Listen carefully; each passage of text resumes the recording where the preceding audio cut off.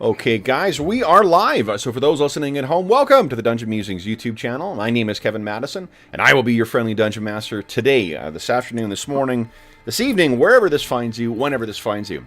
Today, we are carrying on with our quarantine campaign, playing Advanced Dungeons & Dragons 2nd Edition, playing through the 2013 adventure, Legacy of the Crystal Shard. And since we have launched this campaign, Wizards of the Coast has supplied an additional module that is set in the Icewind Dale that we are stealing from liberally, and that is the Icewind Dale Rime of the Frost Maiden. If you do intend to play Rime of the Frost Maiden, this video will likely contain spoilers, so just proceed with caution. If you are a player who intends on playing through Rime of the Frost Maiden, we may be spoiling some material in this for you. So you may want to come back another time. If you don't care about Rime of the Frost Maiden, or if you're a DM, welcome. Let me introduce you to our players. So, our quarantine players today, the Quarantine Crusaders themselves. First up, why don't you tell us who you are, who you're playing, and what level are you currently? First up, we have Brandon. Hi, I'm Brandon. I'm playing Grim. He's a 4th level wizard. For now, because I've got 1 hit point and powerful enemy that has just disappeared on us. So we'll see how long that goes. Nice. And next up is John. Hey everyone, I'm John. I'm playing Falkrel Hawkfriend. He is a 6th level ranger and 6th level specialty priest of Solinar. And he's going to fix that Grim issue at 1 hit point here shortly. Awesome. So, guys, the last couple of sessions, we have been exploring this odd Netherese ruin. What happened last session, though? Last session. Let's see. What did we all find? Let's see. We delved deeper. Let me. I've got some visual aids to help with. Yes, I remember the big eye things. For one. Yes. Oh, the Nothics. Yes. Is that what they're called? Yes, we fought a couple of Nothics, but had a nasty Constitution drain ability. Yeah, Falkrel felt that. He got hit with 2 of those good blasts. Yeah, Grim managed to avoid those. Found some. Let's see. Did we find much? Oh yeah, we found some cool scrolls. That was nice. Yes. Yeah. And we fought another of those upside down whites on the ceiling / floor. Yep. We took it down in short order though. Yep. Grim learned a thing or two about casting flaming spheres. Yeah. You only singed me. I forgive you. It's not that bad, yeah. He also included himself in the area of effect, so I mean... I did, yeah. And it wasn't my fault that, what's his name couldn't make the saving throw. Cola couldn't make his saving throw. Everybody else did. It's a running gag in this game that Dwarven priests of, what is it, Clangeddin? Get fireballed by the evocation mages. Yeah. Or fired something. All right. So let's see here, guys. Let me get to my page. Now, where we last left our heroes was he faced a one of the most challenging adversaries you faced thus far, too. Just because he was really struggling to affect the thing. And that was the that glowing orb that raised out of the skeletal body that you found in this upside-down bed chambers. Mm-hmm. And I think when Grim was returning, when he had that brief period of near death, that's when you had a vision of this being in its full robes, right? Yeah. Yes, I did. Yeah. So, where we're picking up, guys, is with that thing having Grim managed to get off some magic missiles, and that thing vanished in response. So we're still right in the middle of that moment. So, guys... let's roll initiative. Okay, both of you guys were here last time, so we'll go left to right. Brandon, you're up first here. So you guys decide what you want to do with your round. And then, Brandon, would you kindly beat my 5?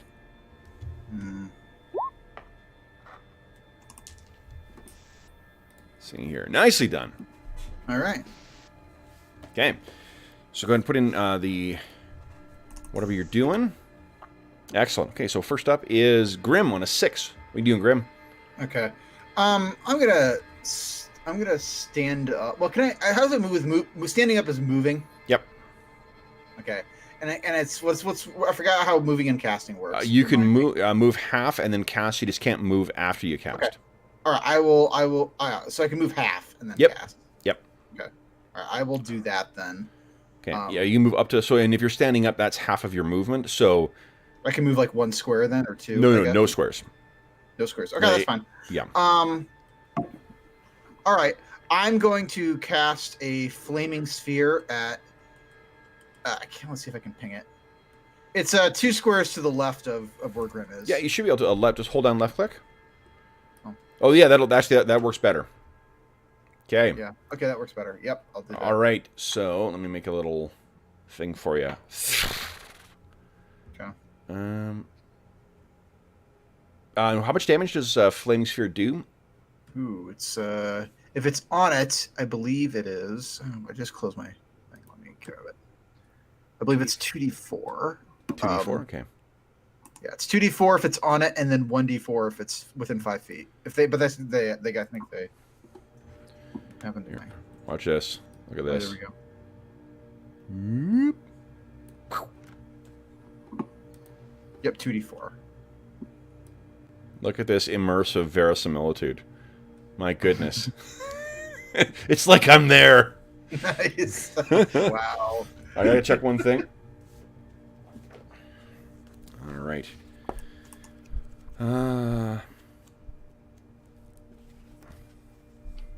Okay.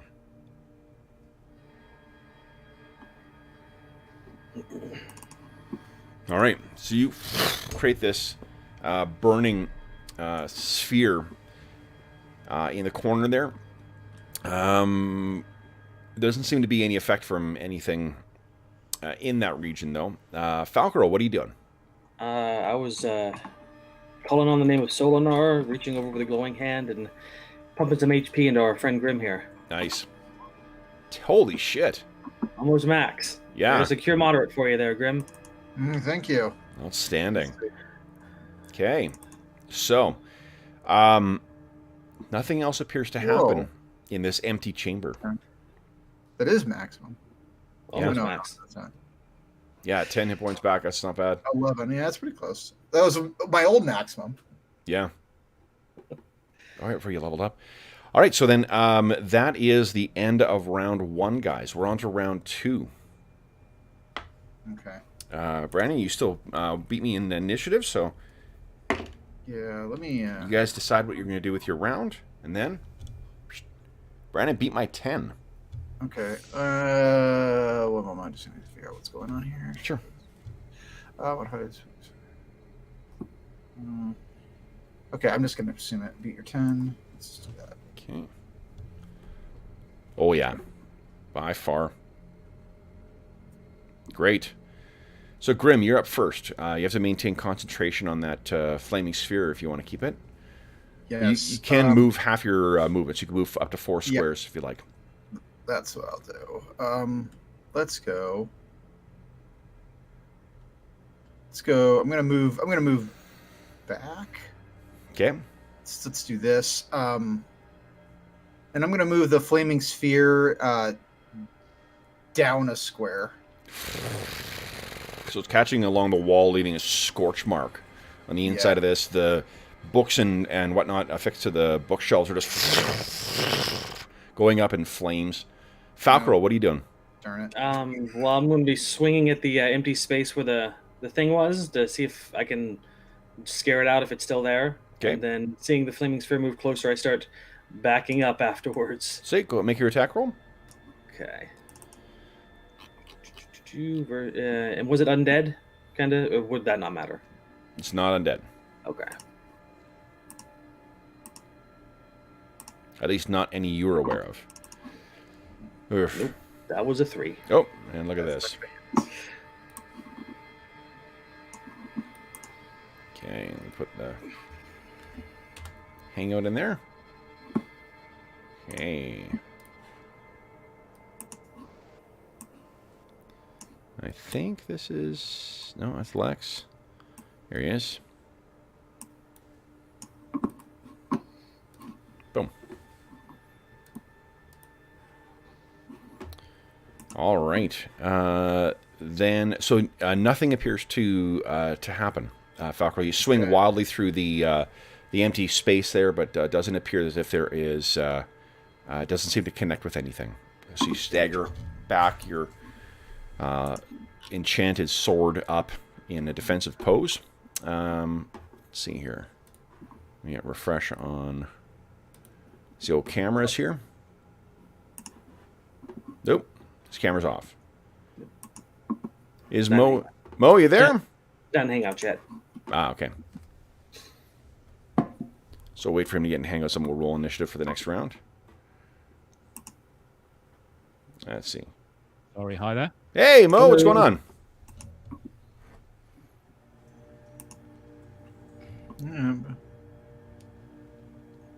So, Kev, brief rules clarification. It doesn't say anywhere in the text that it takes like an action to point where the sphere is, but are you gonna just say it is? Yeah, that's how we've been playing. Is that if you got a flaming sphere out, you're just like spiritual hammer. Your action is concentrating on keeping it maintaining the thing. Yeah, that's what I wasn't sure of when I was trying to figure out what I was doing. But sure, yeah. That's let me see here. All right, good to know. Yeah, Grimm's just got so many options now that it's just. Oh yeah.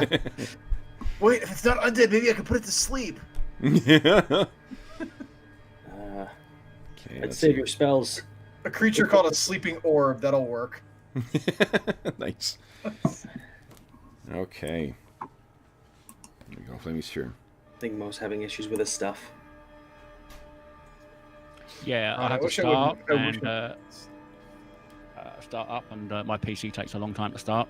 Gotcha. No problem. I wish people wouldn't have bloody drivers that keep popping up shit. Blocking things. Yeah, Razor, I'm talking about you. Ooh.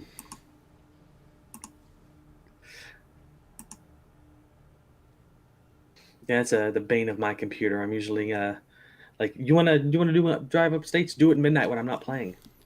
Give me 1 second here. While we're doing that too, I'm just gonna read. I'm reading in for Golden Glory the rules for Flaming Sphere as opposed to Spiritual Weapon, because I can't remember. I think that we've been assuming it takes concentration in Night Below, because George makes liberal use of that in that. Yeah, I have it. The Spiritual Hammer. Yeah, so that one expressly says you can concentrate on the magical weapon and cause it to attack. Whereas... Yeah, I don't think it does. I think it just says I point and then it goes places at this point.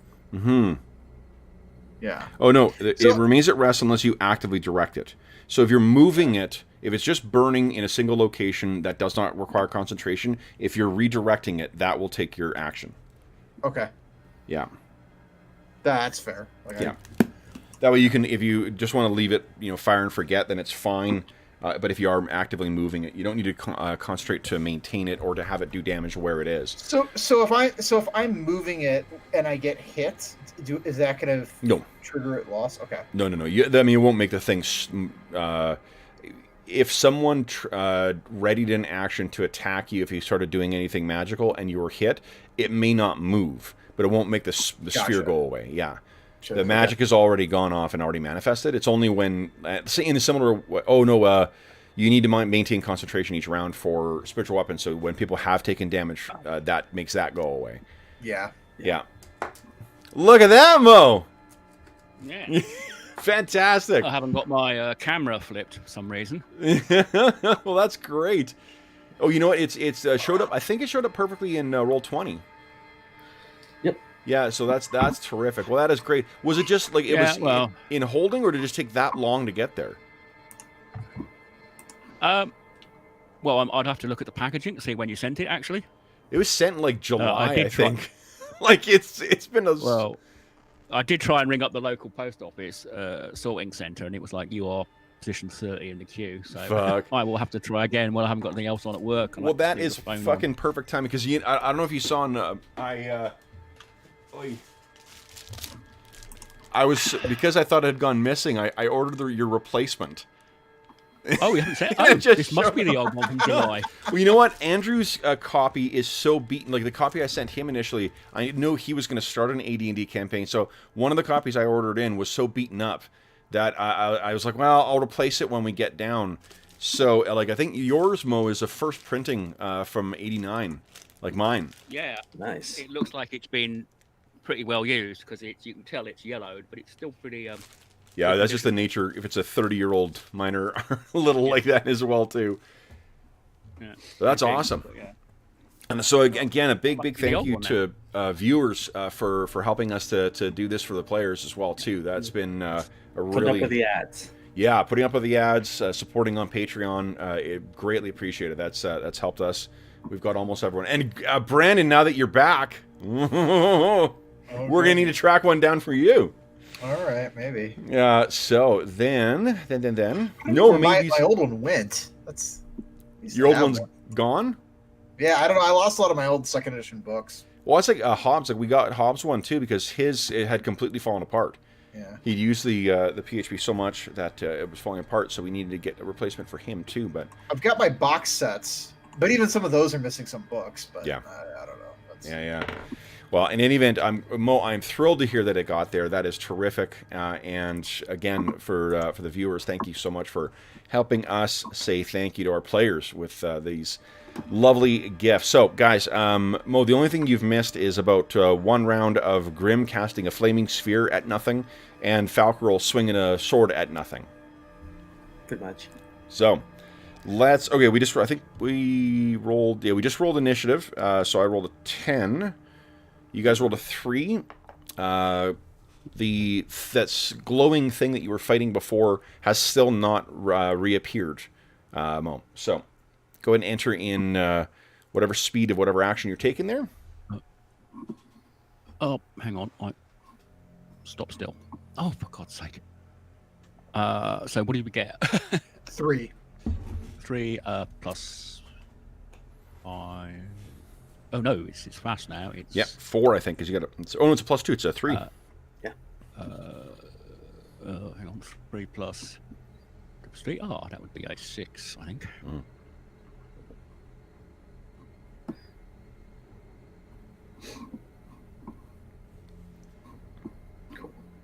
Yeah, ironically, second is the one version I've never played. Oh, no kidding. I never played No, first. because I think we'd migrated away to homebrew stroke MERP.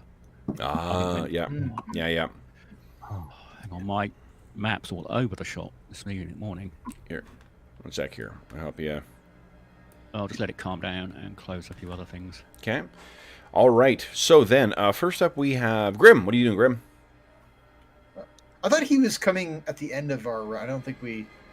I thought we all went at this. Yeah. One. It was his Oh, did you guys already go? Okay, so then Tom. Yeah.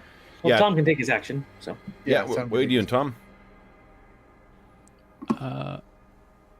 We haven't got any targets, have we? No. After the magic missiles hit, that thing vanished. Yeah, it was in that square the last we saw it, so. Maybe it's dead. Maybe. I'm going to make a speculative attack into that square in case it's turned invisible. Yeah, go right ahead. I'm not sure. I'll roll it and then you can... Oh, oops. Fact sheet. Bear with me for 30 seconds. Remember that flaming sphere has got a 5-foot radius. Yeah, so don't step into it. Yep. I know I'm just going to hit into that square. Right, so hang on. Longsword. So this would be... I'd like to pull it in the area where it is. Or it was. Did anyone remember to bring any chalk or something to throw in the air? Nice swing, but good idea. You connect with nothing. All right. Okay, so then that brings us to the end of the round, guys. We're on round 3. And Brandon, you're still kicking my ass at initiative, so everyone figure out what you want to do for this round. What's the duration of Flaming Sphere? It's one round a level, guys. So if we're gonna find it, we better find it after 2 rounds from now. Okay. Yeah. So, Brandon, would you kindly beat my 7? Gladly. Nice, excellent. Then.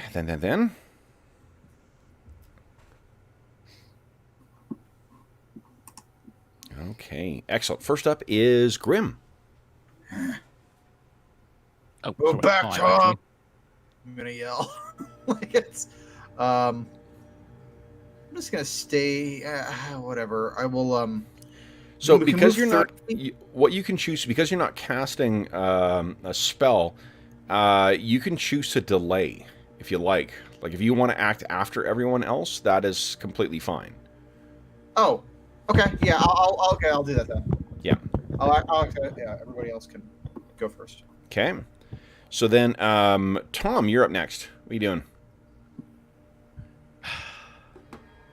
Grim has called for you to move back.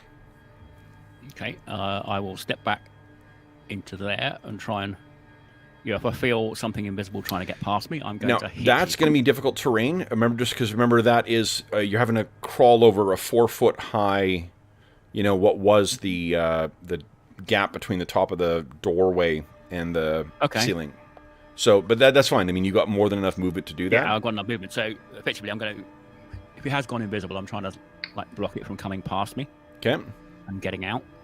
That will be challenging to do because the doorway itself. Remember, get out of the way. So doorway's 8 feet tall. But if it's on the ground, it for sure will have difficulty trying to get past you. Falcro, what are you doing?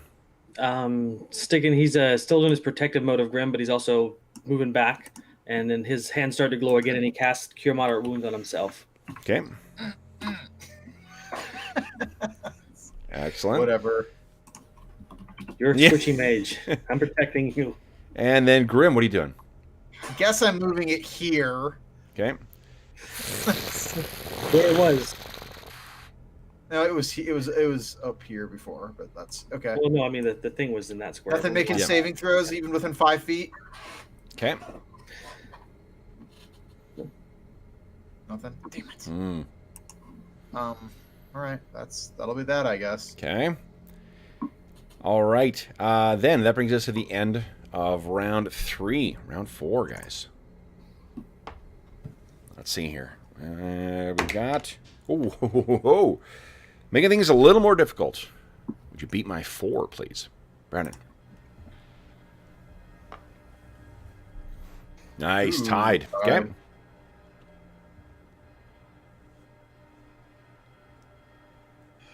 Okay.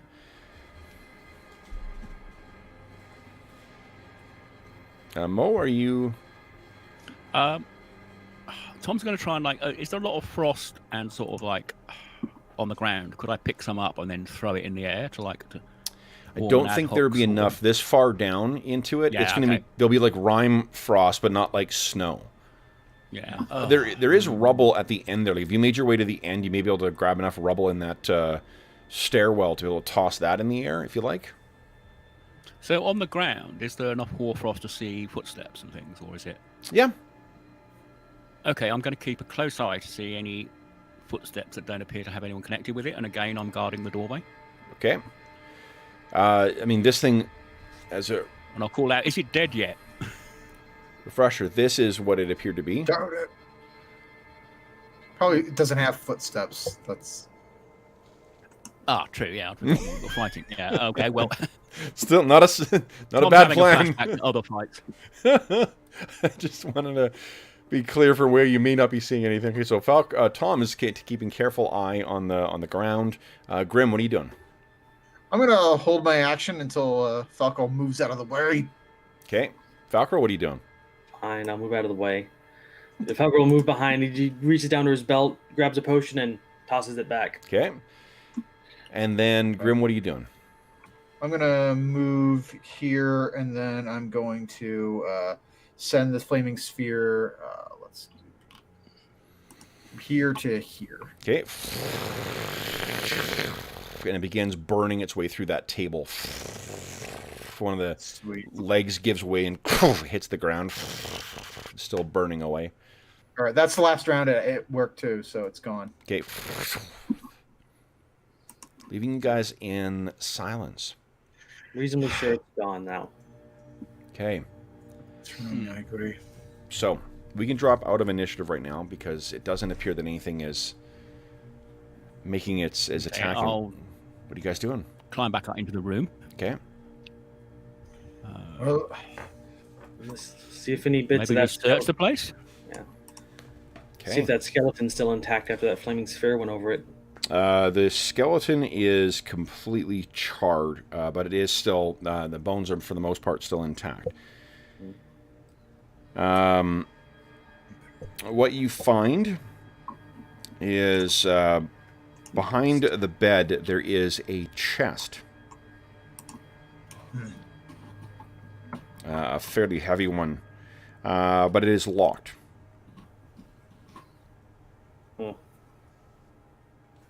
We have no thief. Grim, do you have not?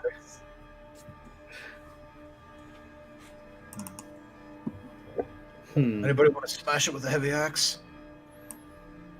I don't believe I have an axe. Look around the room for a key, maybe, on the skeleton. Oh, that's true. Okay.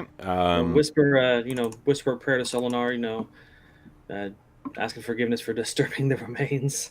Okay. No, does not appear to be any, any key anywhere in here.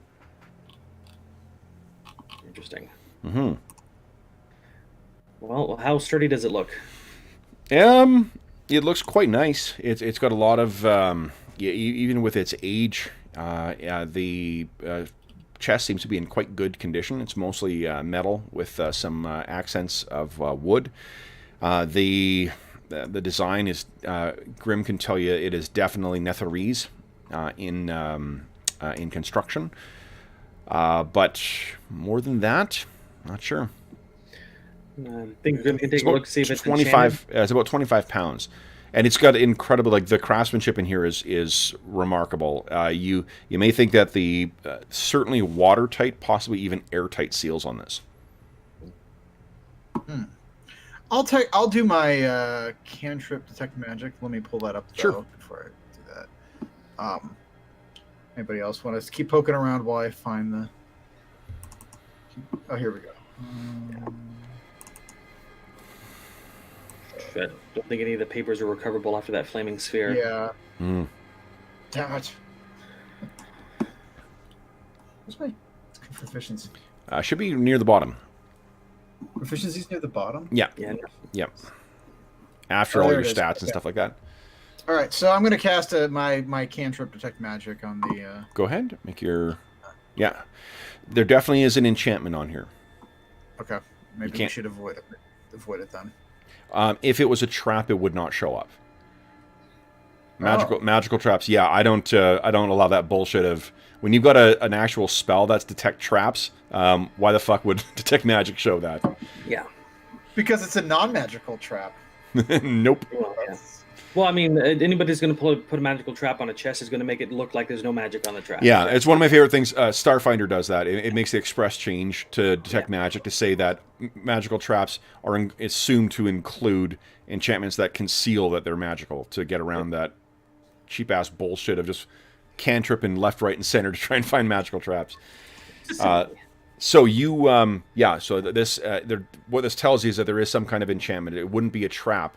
Unless the magic was failing in some way. But there is some kind of enchantment on here. Well, there's a stone dog upstairs. We can try and have a break through this thing later. Let's keep exploring. We can get it down yet. Oh, you're muted, Mo. Oh, there. Now you're back. Yeah. Sorry, I've just been out, so I had to. No problem. Yeah, I've just checked the date on that package. 14th of July it was sent. Yeah. Oh, wow. Well, you know what? Late is better than never. I am really, really happy that it showed up. That's really great. Yeah, I did wonder whether it got impounded by customs as they were trying to charge. Well, anyway, I mean, I did put, anthrax and bomb on the outside of it, so maybe there's a lesson I should be learning here. Falcor's going to make sure this chest isn't dangerous, so he's going to, lay a hand on it just to see if it does anything. Yeah. And if nothing happens, we'll take it up. Well, I mean, I'm assuming one of you guys have picked this thing up already, so you're in order, to see it. It's 25 pounds. So if you want to take it with you, just account that on your encumbrance. Maybe when we decide to head back up, we'll come back for it. But I'll take it and put it in the hallway so we don't miss it on our way out. Okay. Yeah, we can pull it up, pull it up on a rope later. Yeah. Okay. So hop over into the hallway, and Yeah. Tom will give me a hand at this door. I think I still got about 30 minutes left of my negative energy protection. Okay. So, yeah, Falcor's glowing with a very subtle whitish aura. As the positive energy protects him a bit. Mm-hmm. Guys, just to let you know, I'm out of offensive spells other than... Chew on some herbs. I've already done that. No Okay. more herbs. I imagine he snorted the herbs, to be clarified, but that's... Falcor's silver dagger. Falcor's got his dazzling herbs. He'll give you his ones to hold on to if you need them. Okay. Oh, I might those. Those are the ones that... Plus one spell per pair level for one turn. Yeah, so. Pretty good. All right, so then Falcor, Tom boosts you up to this this door here. Let's see what's... Oh, I got the right layer here. There we go. All right. Okay. So you ready?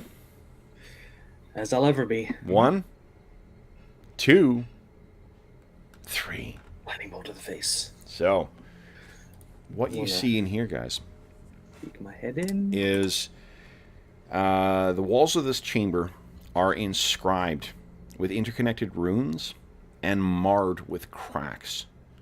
What is now the ceiling bears similar inscriptions that spiral inward, converging on a golden crystal disc 5 feet in diameter. in the center of the room. Yeah.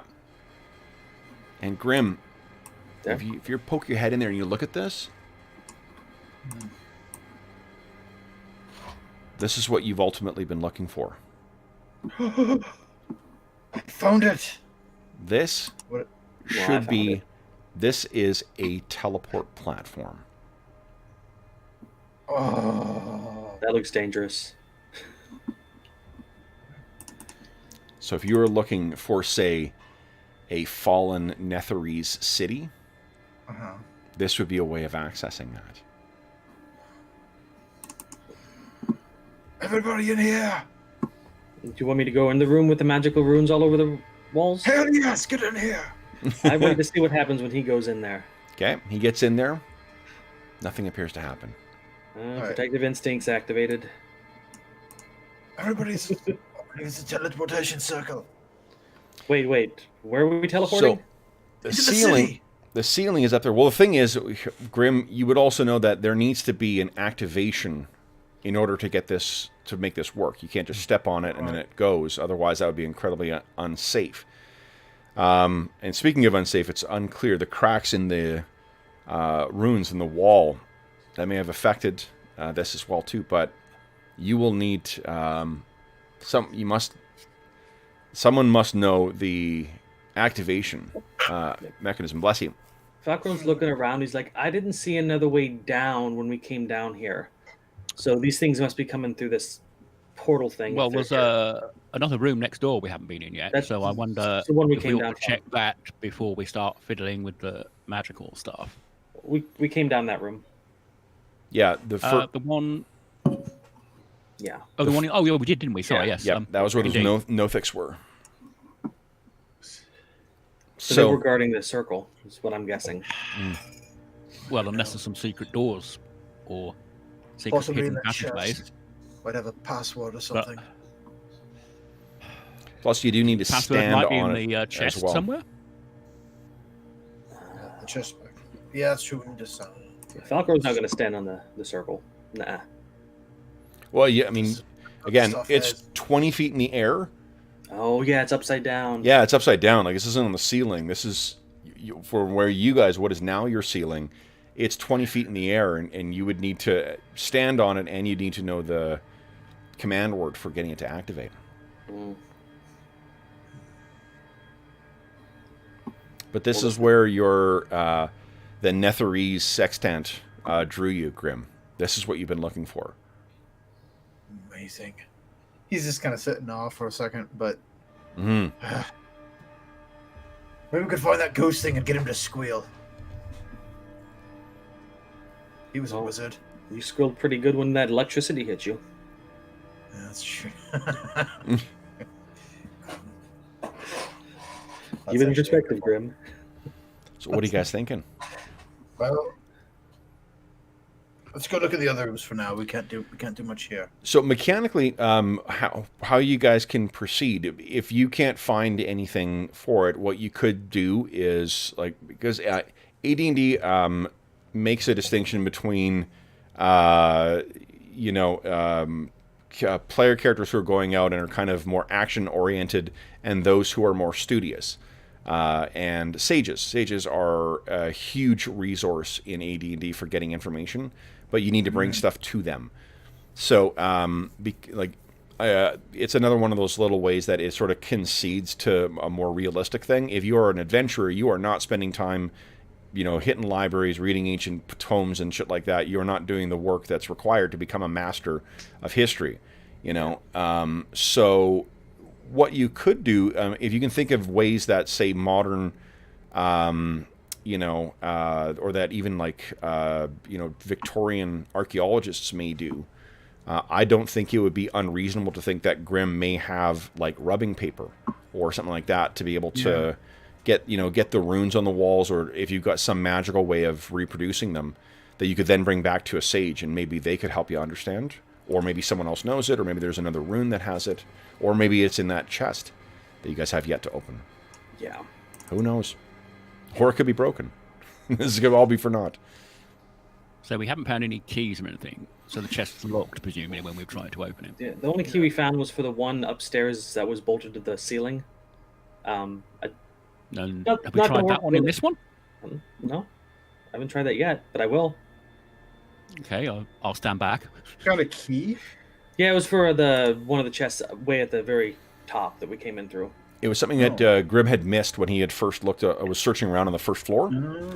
Okay. It was a metal chest that was actually affixed to the floor. So it was when the tower went ass over tea kettle, it was hanging from the ceiling. You just didn't think to look up in this one alcove. So okay. So Falcor, you're going to try and fit the key in there?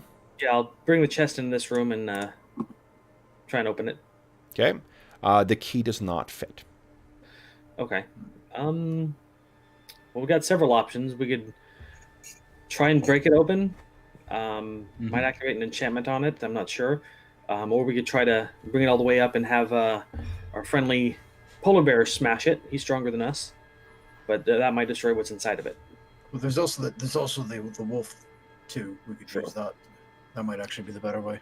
Can Falcor just I'm try pretty strong, so I could probably try and brute force it. Yeah, Falcor is strong as well, so we can try and pry it open. Well, again, the seals are so good on this that it looks like it's at least watertight, possibly airtight as well too. So there's not really somewhere where you can get levers like that. Okay. You're going to need to use enchanted things, or you're going to need to break it.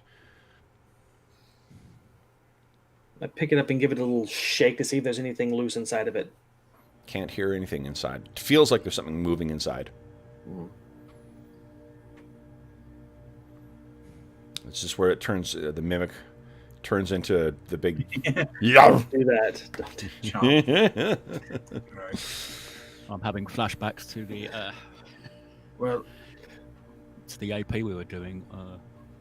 We could try. Could we try and? Could we try? It's 20 feet up, so we can't really reach the symbol and try and activate it. No. How would we? I'm going to start pulling out my parchment, and I'm going to start trying to. It's 20 feet up, so trying to trace it is going to be kind of hard. Yeah. But I'm thinking because he was an engineer and a stonemason, he might have some drafting experience. Could you try to draw it? Yeah, totally. Yeah. So it'll take you a little. I think that to get a full rendering of it, it'll be a little more than an hour to get all the full details. But I totally buy that. Yeah, if he's got those backgrounds, you would have a book full of all the different little illustrations and stuff like that. Okay. Falco will take his Netherese sword and try to maybe put it near the lock, see if it reacts to the sword. Nothing? Not that you can tell, at least. There's no writing on the chest, is there? There's no sort of command word. No, not that you can see. And Grim reads Netherese as well. So you definitely know the chest is Netherese in design, and it's exquisite.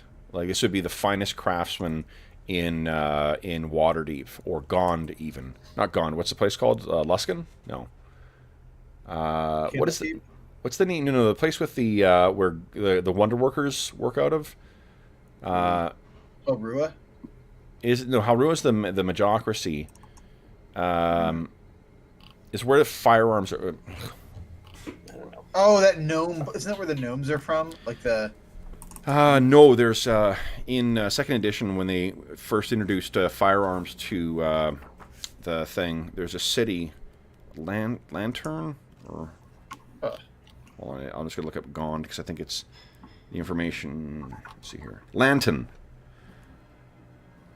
Lanton is a city that has, or I think it's a city set. I don't think it's an actual nation that has a bunch of kind of like late medieval, early Renaissance kind of steampunk stuff. Yeah, I think that's that island, isn't it? Yes, that's right. Yeah, that's what I thought. Yeah, and gnomes. You're right as well. Gnomes can be priests of Gond as well as humans. Ooh. Yeah, Falco has no option other than like trying to smash this thing. It's also the only priest I think that has proficiency with blunderbusses and arquebuses. So. Weapon of the faith, right? If you want your shotgun priest, Gond's your god. That's kind of fun. Okay, so yeah, so I mean, like that's the creations of the Gondsman of far off Lanton. That's the level of craftsmanship that this exhibits, setting aside that whatever magical enchantments may be in here. What Grim, you know as well, is that you can't tell what specific enchantment's on here without a more powerful invocation yourself. But I mean, the magical working to secure a box or a door is a very facile spell.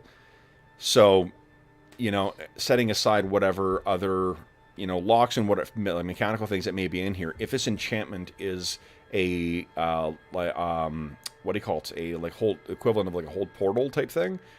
Mm-hmm. It's going to be really tough for anybody to get that thing open. Valkyrie looks up at Grim and says, Grim, you think that altar upstairs could help us? Probably could identify not. stuff? You might be able to identify what try. spells to cast on it, but it might not help you open it. Well, if we know what's on it, it might. Yeah. Grim would also know there is a difference between the Identify spell and the Detect Magic spell. Yeah. Valkyrie doesn't know. No, but Grim would, so he may be able to have some insight. Like the effect of the altar, it may be able to do both. You don't know, but Yeah. Well, it wouldn't hurt. But I'm going to be here a little bit, guys, doing this. So I prefer not to be left alone. Oh, we can always have a rest and sort of share out some of the iron rations. And Sure. have Tom has brought. Well, we probably left it back up with our. Well, Lex actually brought us some supplies down when he went up last. But yeah, I assume we've got like pemmican or some snacks or something, so we can. Pemmican. Yeah, that's great. Yeah, Lex brought snacks down, so. Okay. If I was planning to type, I'd have brought down stuff to make tea. I appreciate the pemmican reference. We're just gonna wait until Grim's complete with drawing this. Yeah, I think so. We'll keep an eye on the door. Well, Falco will actually make every 10 minutes or so he'll walk around the area while Tom's in here and just make sure everything's still secure. Yeah. Okay. Yeah. Okay. Until his spell goes off, and then he's less protected. Okay. So is the hallway the extent of where you're going, Falcarol? Oh no, he's gonna walk around, check back in the room where the wisp was, like peek his head in, and then he's gonna walk back over here where the rope is hanging down and peek in there. Okay, so stop right there. He's basically gonna just be in the hallway, just peeking in. Yep. So stop right there. Jeez.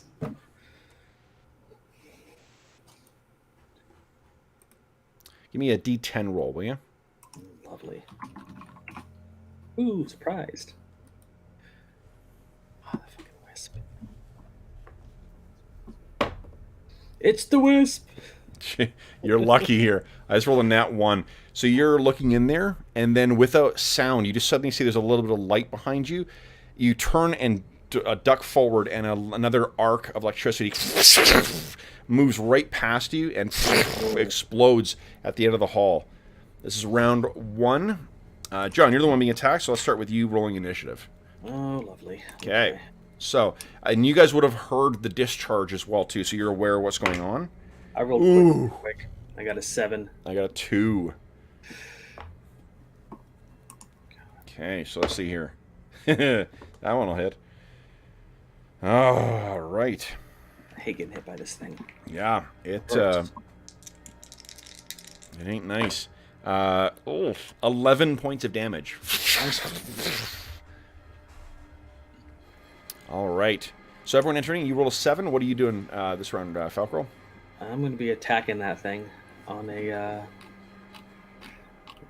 lost my weapon speed here. 10. So, yeah, okay. Okay. And Tom and Grim, you would have heard this, so... Okay. Yeah, I'd actually be nearer the door at this point, actually, because that's what I was sort of like looking out for.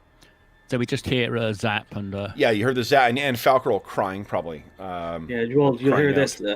Falcro, like, points his Netherese longsword at the thing and says, "Cease your attacks, you spirit monster, or face my wrath." Okay. And then he's gonna swing at it. I'm going to jump out into the corridor when I hear that. Yeah. So I get my action this round, right? You do, yep. Go ahead, make your attack. Oh, no, you're surprised, Falcro. Sorry. Oh, no. I've already made my surprise too. surprise attack and I missed. So, yeah, you go ahead. Okay, Your attack is Oh, right. So I would have been moving on that, so that would... No. Where you've moved, Mo, that's about as far as you're going to be able to go this round. Yeah. Okay. I don't hit it at all. Both of those are misses. Grim, what did you have in mind? I'm just gonna stand up, get out my quarterstaff, and just ready myself in case anything comes within range. I've got nothing to offer. Okay, so that is Got the those end, herbs I gave you. end of round. Oh, yeah, that's right. You gave me herbs. I forgot you gave them to me. Okay. End of round 1, guys. We're on to round 2. John, you lost to me. So, Mo, everyone decide what you're doing, and then Mo, would you kindly beat, whoopsies, my 5. Ugh, sorry. Ugh. About that. And this thing's faster than you guys, so... 10 points of damage on Falcor. I'm going to drop quick. Okay. Then it is Grim. What are you doing, Grim? I'm gonna snort my herbs. Okay. And this like light begins to appear in your eyes as 2 levels worth of spells. So first level spell, second level spell return to you. Then Falcro and Tom, what are you guys doing? You're on the same. Go ahead, Tom. Well, Tom was going to leap forward saying, "Die, mysterious thing." Okay. And then I'm going to give it a big whack with the Netherese longsword. Okay. This time, flanking bonus might help us. I don't know. Come on. Oh, for goodness sakes. Oh, there it is. So it's +2. Oh, yeah, we don't account for the flanking bonus, no. Yeah, don't. I account for that. Don't ever include the flanking bonus, please. No, I haven't. Okay. That's I had the magic bonus in because I'm not. Oh. I'm just using a standard longsword one, and I'll change it depending on which one we use. Okay. All right, so that is unfortunately a miss, as it is for Falcarol's things. Okay. Oh. Yeah, So this thing's... We have to roll really high to hit it. Tom, this is a favored round though, so you get a second attack. I'm going to have to roll really high to hit that. Yeah, you are. Yeah. I got to roll above a 16 at least. Risk bonus in. No. Not good enough. Okay. End of the round. We're on to round 3, guys. So, Mo, we thank you for your initiative roll, and we're back to Brandon. You guys decide what you're doing for your round, and then Brandon, beat my 8, please. 9. No. Oh my goodness. Guys. Okay. This one is still focusing. Nat 20. Jeez. Stop it. On Falcarol. Fortunately, it's only 6 points of damage this time.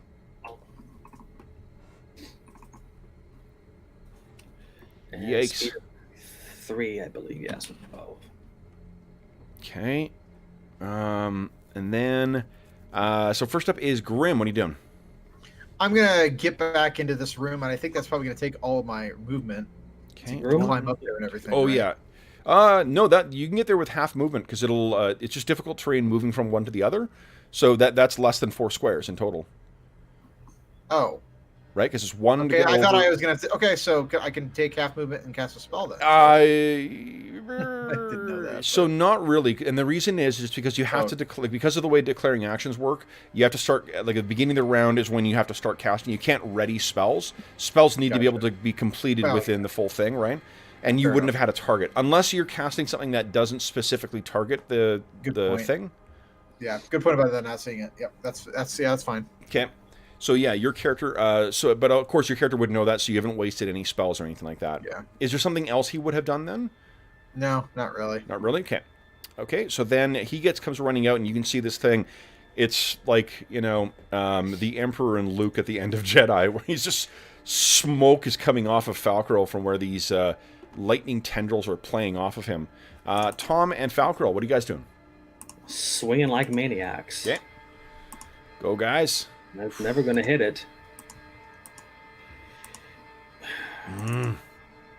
Okay. Tom, what do you got for us? Sorry. Am I back to me rolling again? Okay. Yep. Sorry. Well, I'm going to try and hit it again. That's what I coming to anticipated. the conclusion. Okay. Go ahead. Here we go. Strength. On. Miss 2. Not good enough. Nope. All right, guys, we're on round 4. Okay. So, John, we're off to you again, and now for initiative. So everyone decide what you want to do with your round. Real quick. Yep. Does this thing have 90% cover behind Tom? Does not. No, you can you can target it freely. If you're doing a melee or a missile attack, then you take -3 to hit, and you can take a -6 to hit to avoid potentially hitting one of your allies. If you don't do that, then if you roll a 1, 2, or 3, you automatically hit an ally instead of hitting the. I don't think a mage should make an attack roll. Here we go. 7. I'll go ahead and beat my 7. No. We're Oh gonna my die, goodness. guys. Oh, that's why, John. I'm so sorry. Fucking back-to-back nat 20s. And here where Falcarel goes down. No, we'll see. We'll see. It definitely is possible with the math, but let's see.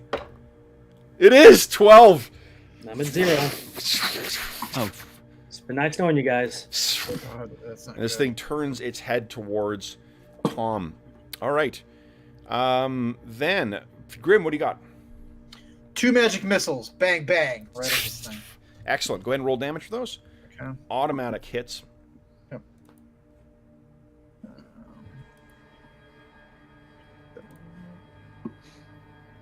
Okay, that's 1. Okay. And here's 2. Okay. Ooh. God. Okay. Alrighty. Then it is Tom. What are you doing? I hate that blue dice. It's a favoured round, isn't it? Well, you haven't made your attack yet, Tom. Oh, of course. Yeah, sorry, we were tied. Okay, well, Yep. I am going to... This is a favored round, so you actually can just make 2 round attacks back to back if you like. I don't have any other actions afterwards. So, Oh, it's a bit more like it. not If as Falcarel was I'm gonna give still up, that would have been a hit. Oh, shit. Oh. Oh, so that one misses, but go ahead and make your second attack roll.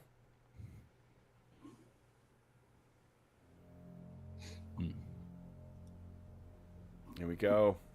We do have 3 Astonishing Fortune. Yep. Hang on, let me... Yeah, we should start using them. Oh, so that one misses, unfortunately. All right, then, guys, we are on to round 5. All right, Mo, I think it's back to you rolling initiative. Everyone decide what you're doing with your round. Bleeding. And then, Mo, beat my 10. 9. Keeping it interesting. We rolled 9 3 times I'm in a row. acting on a 12. So simultaneous with Tom, but maybe maybe Grim's acting beforehand. What do you got in store for us here? Sorry about that. It's okay. And also, this does not, it doesn't restore what the herb that you specifically use doesn't restore one, so you could choose a different second level spell other than one you had prepared from before, if you want. Oh, what about a different first level spell? Well, you just cast, I think it only gives you... it's just one of each, right? It's one of each level, yeah. Okay, that's fine. Yeah. Well, I don't really... I think, you know what? You can use a higher level slot to prepare a lower level spell if you like. Yeah. So if you wanted to prepare back-to-back magic missiles, you're welcome to do that. Do it. I don't know. Well, you know what? This thing has a high dex bonus. Yeah, I guess I'll do that. 2 magic missiles then. Okay. So that'll be so I guess I'm a 10 then. Awesome. So you're up first. Okay. All right, 2 magic missiles again. Okay. God, Ice King is going to be so happy. I know. I haven't seen it. Waited 34 episodes. Yeah. One. Here's 1. Now it's 2 in one session. There's 2. Oh man. Yeah. Jeez. And again, there's those blue little like things that hit in. This thing seems to pulse in an agitated way. Tom, your turn. Well, I will. This will be simultaneous with this thing attacking. I miss you, but... Okay, so it's that. Plus 2 for the sword. You got astonishing fortune. Use it. Have we got it? Yeah, okay. Okay. Okay. Come on. I'm not going to be much help. I need a nat 20 at this point. God dang it. Okay. Then on its turn, or on the what do you call it? It missed you with the lightning arc. So that means that's the end of round 5. We're on to round 6. So Falcrol, you were down to -1. I went down this round, so it's next. No, you went down last round. Oh, okay. Yep. Because this round is when he hit or attacked Tom. That's right. All right. So Mo, you are still in charge of initiative. So everyone decide what you're doing, and then Mo, would you beat my 8?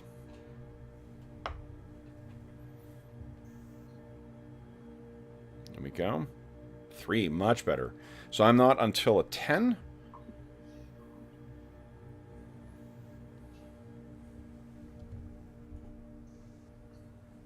What do you got in mind? Okay, so then first up is Tom on a 6. What are you doing, Tom? I'm going to keep trying to hit it desperately. Well, trying to stop it getting at Grim, really. Okay. So... Not good enough. This thing is just devilishly quick. Grim, what do you have in mind?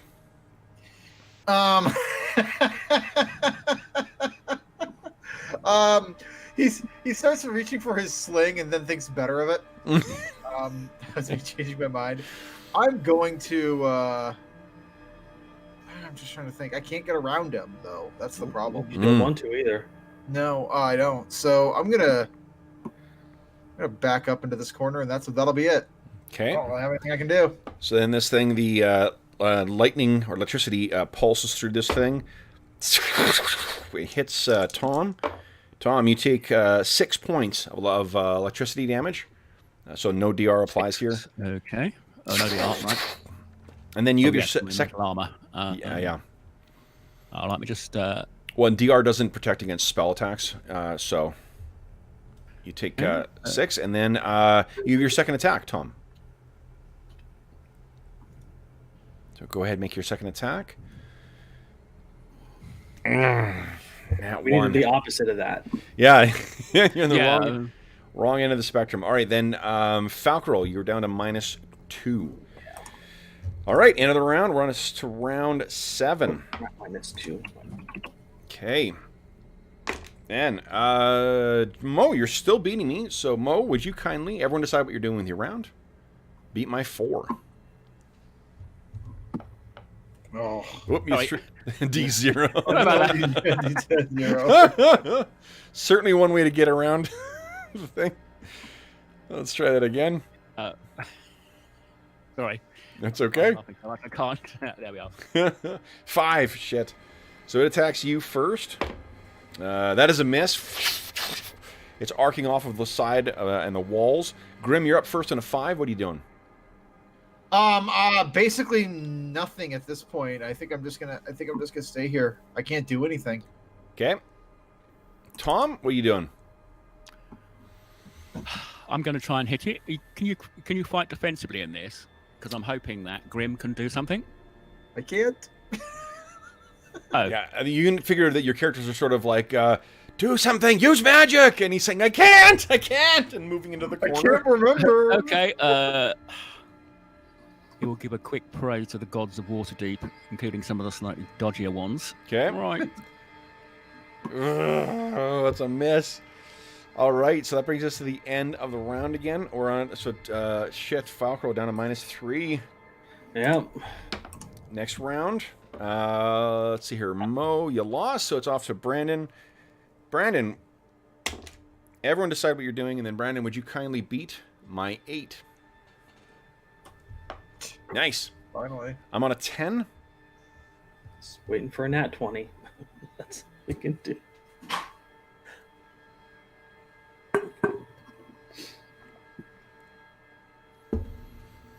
Okay. Waiting on Tom. 6. So that's me on a 9 then. Okay, so first up is Grim. What are you doing, Grim?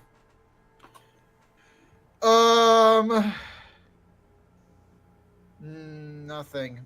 I would have put it in initiative if I had been. So. Okay. Tom, what are you doing? I'm going to keep fighting it and. Go right ahead. Make your attack roll. Come on.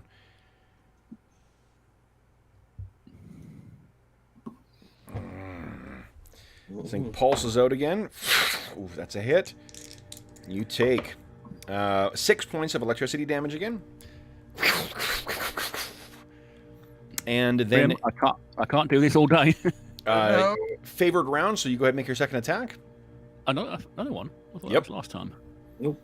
We've only got you fighting really right now, so it's a quick through the rounds. Yourself and the thing. Nat 20. Finally. Beautiful. Yes, finally. Beautiful. Die. Go ahead and roll damage.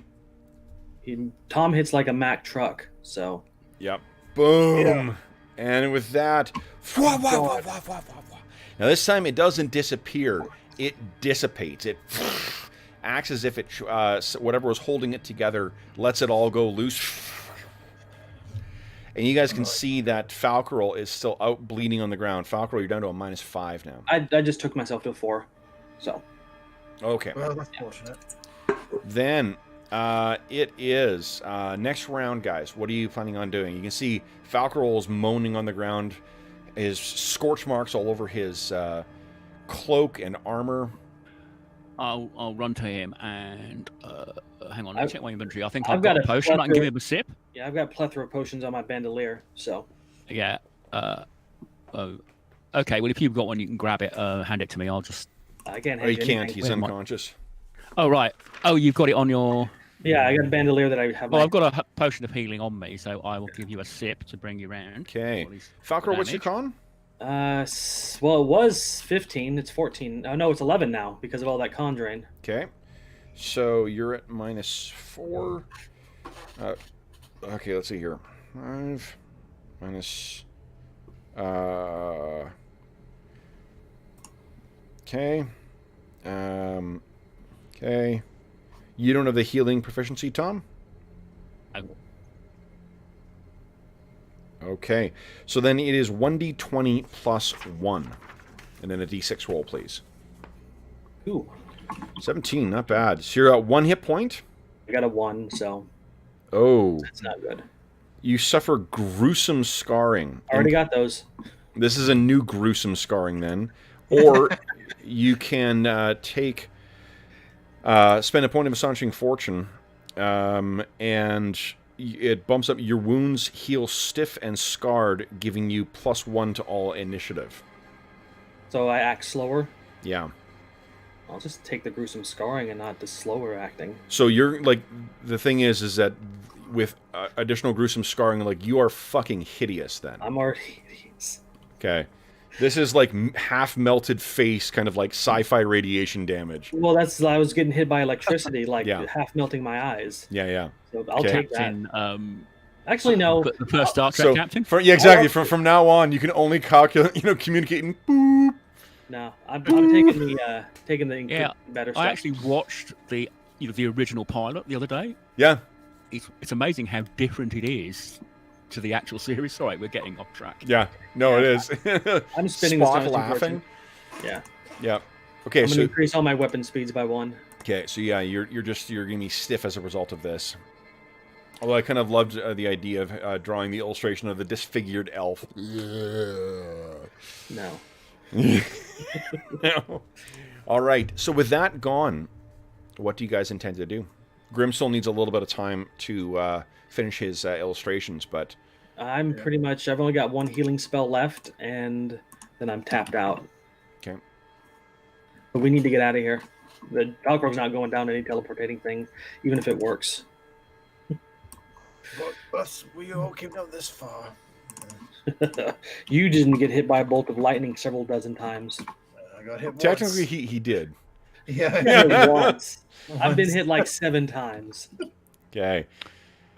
So when this thing dissipated, did anything drop out of it, or any residue, or did it just completely disappear? If you're looking really closely, like really, really closely, you might see.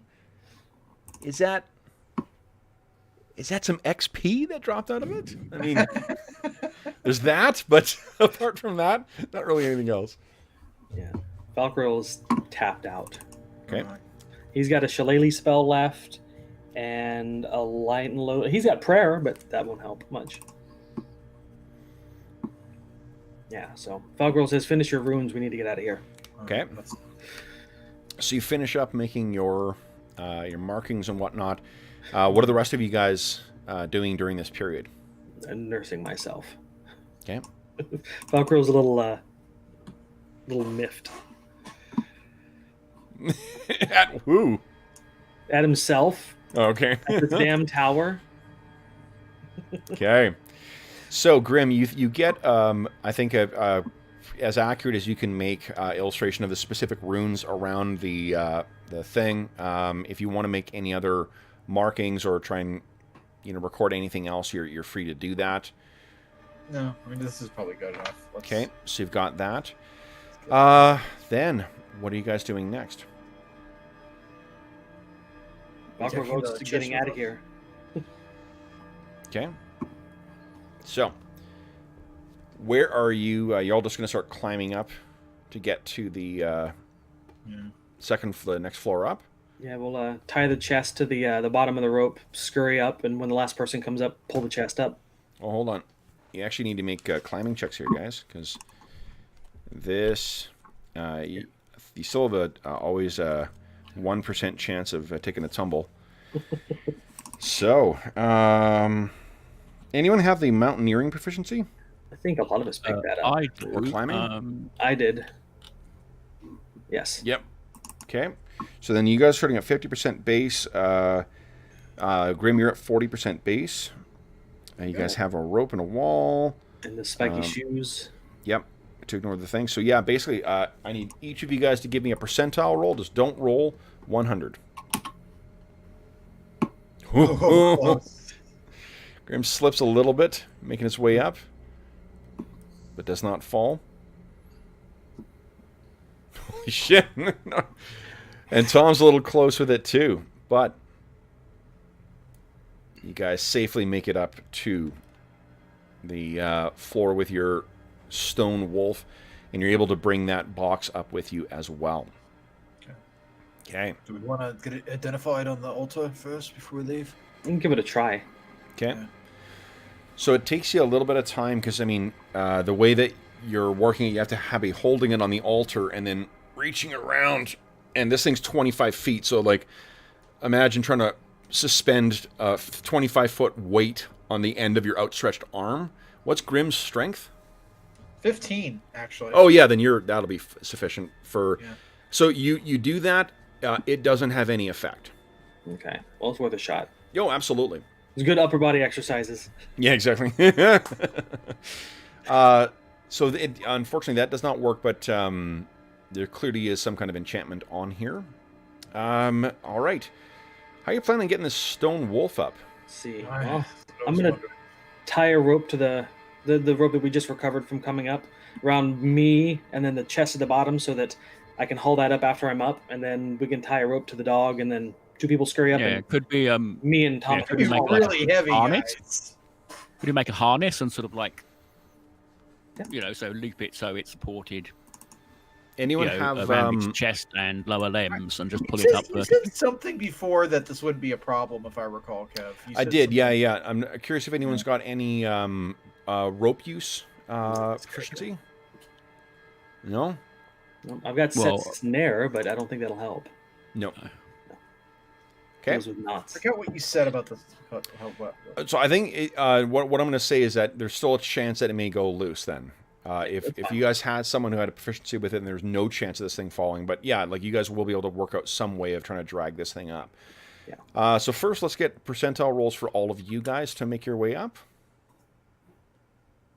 Freckles, just waiting for that breath of fresh air. Yeah, seriously. Good. And then Tom, come on. Oh, another D. Oh, yeah. Yes, please. Yeah, sorry. Next level. Of course, yeah. Yep, you're good. Okay. And then anybody, Grim, it's your wolf. Give us a percentile roll for you. Let's see if your wolf gets up without. Nice. Yep. So it takes you probably about like half an hour, probably an hour, all things in, to tie the thing up and then lug it up. But you guys successfully, boom, make it up to the next level up. Yeah. At this point, Falcor remembers that one of these things came down after Lex, and we didn't see it before. So he's gonna say, "Hey Tom, walk the thing with me. Make sure there isn't anything here." Okay. Okay. We don't want to be surprised. So yeah, he'll lean in, look around. Do we hear anything? You can see. Give me a sec here. I'm gonna move. I'll show you where the. Yeah. Watch out for the room of silence. If you go in there, we can't hear you. Guys. That's where the white dotted lines are. That's what leads up. Mm-hmm. Okay. Did we open? Yeah, this is with the place with the crushed skeleton. Yes. Just peeks in there.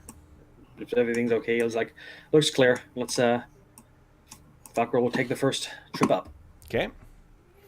So then, would you guys kindly each give me another percentile roll? Falcor roll's good. Graham's good. Whoa, Tom. Whoa. These crampons are just such a different experience. And then, Grim, give us a percentile roll for your wolf. There you go. Nice. Okay. No issues there. Then, you guys back up to forgot how deep this thing was. Main layer. Yeah. All right, so then there's only one more space you guys need to get up there, and this one's going to be the consequence of falling is not damage, it's just you're going to slide back down. So I'm not really worried about you guys rolling, because eventually you'll be able to get your way up. Yeah, Falcor's just making sure it's clear in here. Yep. And then he hey Tom, you want to help me like put things over this hole, just so it's safe when we get down here? Do you think I'm down again? Yeah. So we'll take whatever we can, bookshelves, tables, and throw them over the hole. Okay. So you throw things over the hole, at least what's available in there. Mm-hmm. And I think that the, oh no, it's probably quite steep still, so you're going to need to haul this thing up. But you guys are able to bring this thing back up, and you're able to rejoin Oston. Oh. And you get to be introduced to Oston as well. The werebear. Is he actually polar bear form? Yeah. It's much it's cold outside. Much warmer that way. So this is what he looks like, Grim. Okay. When he probably walks into view, Grim starts like shuffling through his back, trying if he can find his fireball spell or something. He's like, oh, that's a good werebear. Yeah, and the rams are kind of like agitated by that, and what Oston says, looking at you, I can turn off the creepy tower music here. Put our usual background. He looks down and sees that you've got someone with you, and he simply says, "You found more than you were looking for." Apparently one of our allies beat us here for some reason. Did you know there's a Netherese tower down here? Those words mean little to me. Yeah. Grim knows all about it. But I am eager to learn. Sit. I am Oston of the Bear Tribe. Good bookman. Not as ginger as I look. I hold out his Okay. hand. His eyes kind of open. He hears your voice. His eyes kind of bigger, and he says, "Full of surprises." So you guys sit down, and with that, let's take our mid-session break, guys. I'm ready, eager to refill my coffee, so we'll refill, and then we'll check in with chat when we get back. So back in a couple of minutes here, folks. All right.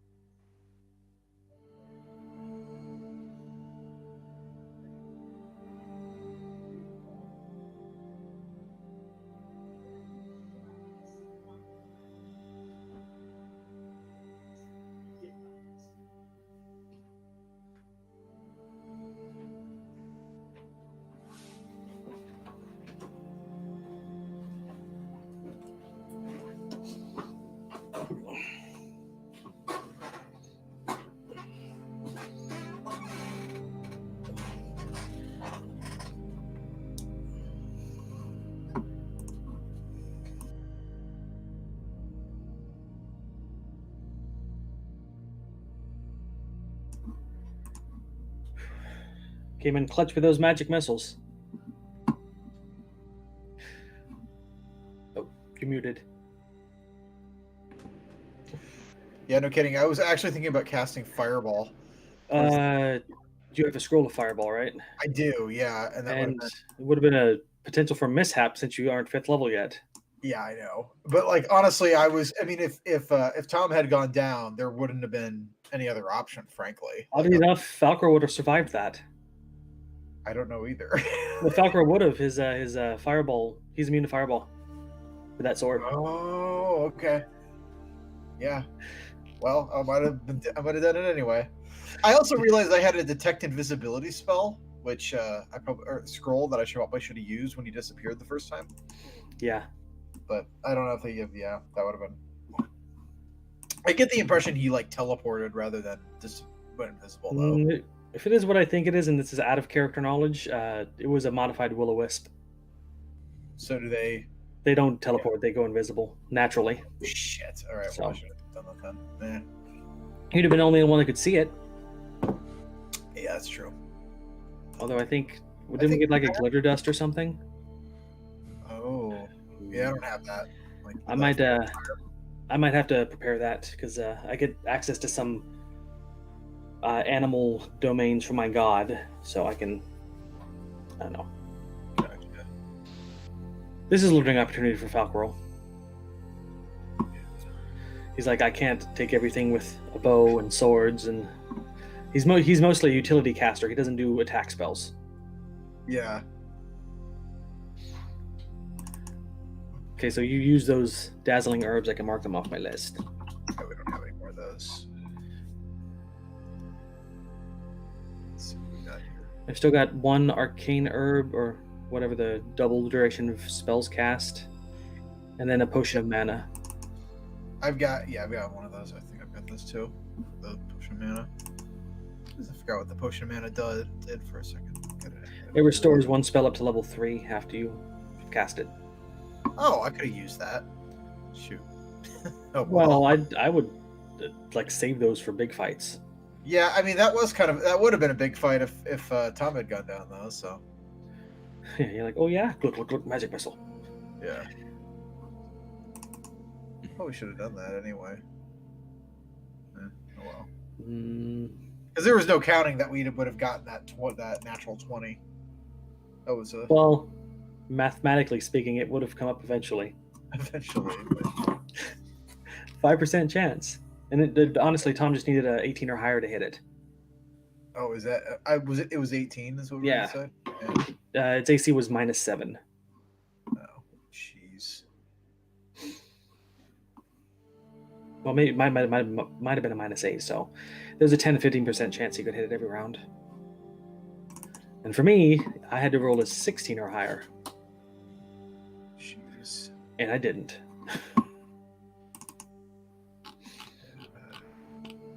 Okay, time to record my wounds. Scars healed stiff.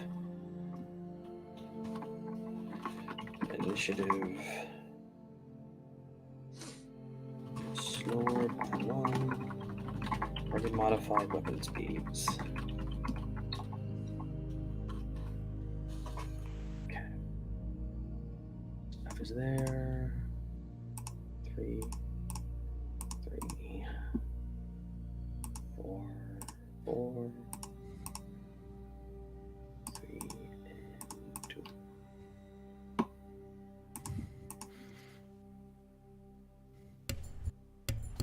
Sorry about that, guys. No problem. Anna's got a bit of an upset tummy, so. Oh. All right. So then, guys, let us move to the overland map again. So, you may recall that the whole reason you started exploring this place in the first instance was because you took shelter from that blizzard. Yes. This is where you guys, and you're going to be moving through that gap in search of new allies with the, what do you call it? The druids that Oston spoke of. We'll check my chat as well, too. Morning, Fred. Morning, Brian. Michael, good morning. And JL, good morning. Morning, everybody. Anna says good morning as well, too. So, it's the only the early birds are up with the chat this morning. Yeah, really. Well, it's Halloween, too, so I imagine everyone's got a big day today as well, too. I know we certainly do. Me too. Okay, so then, you guys can assume that you have, let's see here, did I bring your tokens over here? I got giant, look at these giant oversized things here, my goodness. Yeah. There's Oston, but I don't have Grim. Grim here. Let me grab Grim. Okay. Oh, come on, thinking. Come on, there we go. Okay. So how cool was that Netherese tower? I'd do very cool. I liked it. Mm-hmm. I'd like to see the Netherese city. No, no. If a tower had that many undead in it, imagine the city. Those Nothic. Gonna be pretty awesome. City of all Nothics. Yeah. What, full of undead Netherese? Yeah. That. I mean, like once you find a way of accessing the what do you call it? The teleport platform. It should be assuming that there is still like a receiver, as it were, then it should just be a matter of if you speak the magic words, it'll take you there. And Falco thinks there must be one if the undead were there. And why would you think that? Well, he's just thinking there was one that we missed somehow that came down before Lex, and he's not sure how it got there. So as far as Falco's concerned, he's sure it leads to hell. Is pretty much what it does. Well, I mean, the undead that you faced are all mindless, with the exception of the spectral mage thing, right? Great thing, yeah. So if unless they somehow were able to activate the platform without a command word, it's not something they could accidentally, like, teleport on. I imagine Grim would be explaining that to Falco, and he's like, "Oh, okay." Well, no, like it's the knowledge of the undead yourself that you would know. From what Grim told you before, it needs an activation word, and you are more of the expert in the specifics of the undead, right? Well, I'm more of an expert on how to kill them, mostly. No, I mean, like, that's also part of your thing is knowing about them so that you know how to kill them, right? Yeah. Yeah, it's the whites are kind of newish, so he's still processing. Oh. Because can't whites be intelligent? They can be, okay. But the ones that you faced, did they give you any indication that they were living or had any kind of conscious thought behind them? Other than some unintelligible muttering, no. Is there any evidence in the things that you guys have found that anyone other than the Nothics had any kind of conscious thought? No. I don't know. The wisp looked like it had some semblance of a. That seemed quite clever, yeah. Spoke. Yeah, but that seemed to have an obvious source, right? Yeah, possibly. The spectral mage is the only thing that may, remanifest, because spectral undead can be really unpredictable that way. But the even that one too, that would be keyed to a location more often than anything. So, if your concern is that this may be a source of like drip, drip, drip, that's probably not the case. Okay. Yeah. But I mean, you're not wrong to think like God knows what will be waiting for you in a city that had 50,000 corpses to work with, or unquiet spirits if this thing came crashing to the ground. Yeah. On the other hand, imagine the riches that you guys found only in this one tower. Think of what a city may hold. Falco doesn't want to think about that because it makes him want to go down there. So Oston what Oston is curious of is whether you found anything of that will help in the battle with the White Witch. Oh, food coming in. Yep. Hi, Marjorie.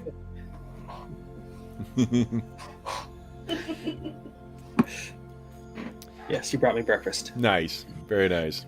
Falco tells Oston, in the middle of nearly dying several times, we found many magic items. He holds up the sword. He's like, "This makes me nearly immune to the fireball spell." I've been hit with those a couple times. They hurt. And Tommy's got scrolls that I kind of just dump I show him all the scrolls, and I'm sure he's excited by this. And this one dog. The dog's new. Oh yeah. Yes. Check this dude out. He looks at the dog. Has he a name? I've just been calling him Boy, honestly. You got a suggestion? Boy. He gets down, and of course he's much bigger than what this thing is, and he's looking in its aquamarine eyes. He looks back at you with the aquamarine stone set in your amulet. Give me 1 sec, guys. I gotta show you something cool. Cool is always nice. Oh yeah, the ion stones too. Oh, that's right, we do. Those. I'd have settled for a Scroll of Restoration. Yeah, no kidding. Well, once Falcro gets up one more level of Cleric, he can start healing these mortal wounds that we have. Yeah, I know. I just remember. I think I've already done the encumbrance, but my carrying. I still have a knee wound that has my carrying capacity reduced to half. I got one where I can hustle, but. Yeah. Okay, sorry about that. My some of you guys will know already, but my copy of the Beetle and Grimm Rime of the Frostmaiden Platinum Edition showed up, and we've got the copy that we're going to be raffling off in our next charity raffle showing up next week. But one of the things that's in there is the amulet. Nice. Oh, that's cool. Yeah, it's super awesome. Okay. And it looks identical to the illustration in the thing, and it's all metal. Like it's full metal. Nice. Yeah, so you can actually, the characters can actually wear. You can hand out the amulet as. That's a good idea for a prop because people will use that. They like whoever gets it is going to wear that amulet. Oh, for sure. And like the props that they've every one of the box sets that they've produced it's been really, really cool. This one is fucking mind blowing with the stuff that it includes. Like there's I'll show it on the next one. Maybe tomorrow I'll bring it over. But there, do you remember the old canvas map that you got in the Dark Sun box set, Brandon? I've heard about it. I never had seen it. Okay. Yeah. Well, there's the map that you guys are on right now. There's a 3 foot by 2 foot map, canvas map that comes with the thing. In addition to like 7 or 8 other maps, some of which are player friendly and some of which are just battle mats. It's incredible, and there's a couple other of these kind of specific physical handouts, as well as in universe things like. Job postings from Care de Naval and local papers and stuff. It's just that's cool. So much cool stuff. Yeah, they really make. It's the one thing that I've received. The other ones have been really great, and I enjoyed using the Eberron one for this. This is the one because I enjoy this adventure, the Rime the Frostmaiden, so much that I really, really, really want to get an in-person session or in-person game going. Yeah. So anyway. So he looks at the amulet, and he says, "You would know best the name." I'm bad with names. It's silly. Really, Grimm. Well, it's better than the most of the names I hear around these parts. So then. Syllables. What do you guys wish to do with? I guess one thing that Oston wants to know is if there is any, seeing how beaten up you guys are, is there any lingering threat we should expect from the back of the cave? Probably not. Falcro, we hope not. We think we've got everything.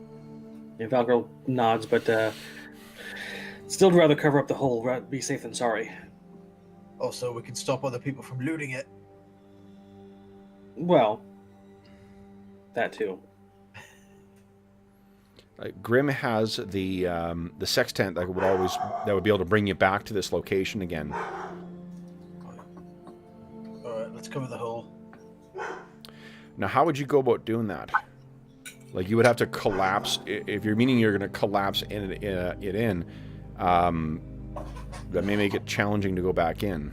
Well, when we got down there, the door into it was closed, so I assume we closed that when we came up. Okay. Instead of they didn't come out then, they probably won't. But Falco's just paranoid about underground stuff right now. So maybe just throw something canvassy over the opening and just weigh down.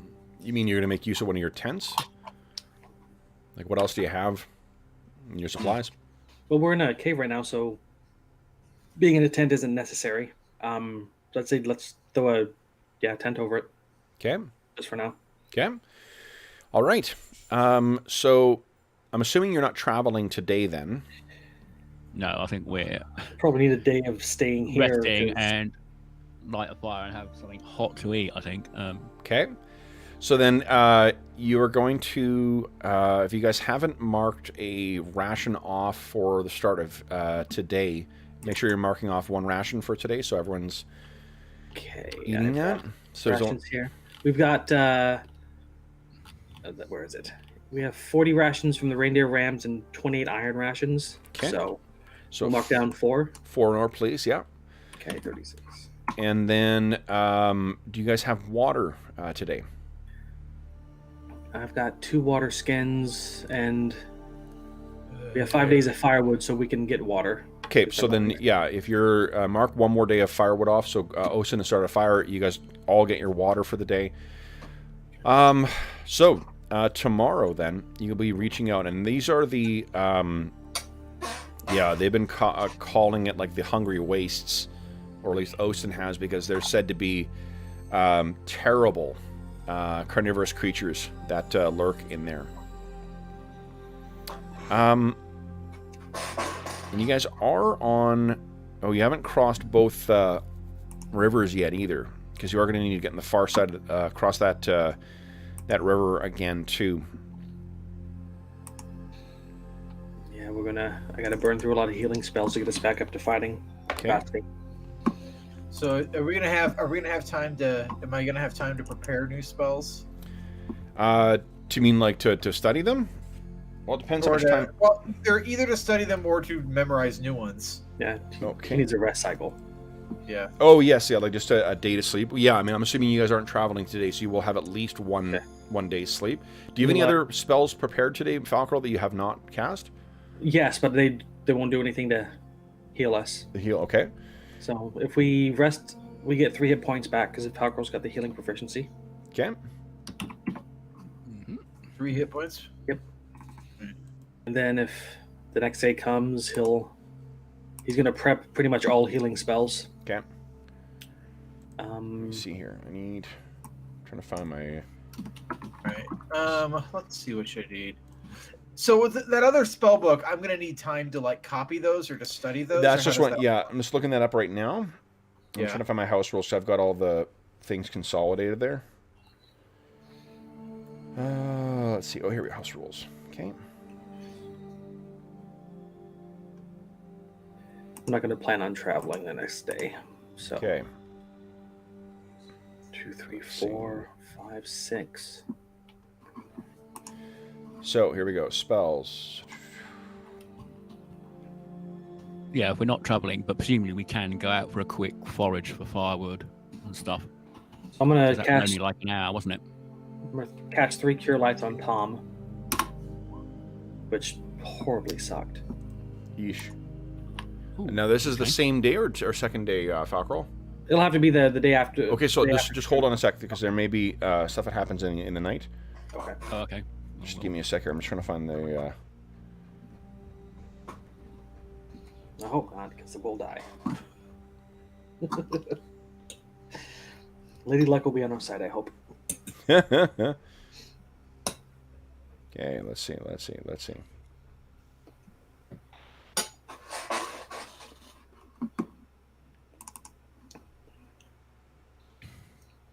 Okay, holy shit, you guys got a lot of stuff.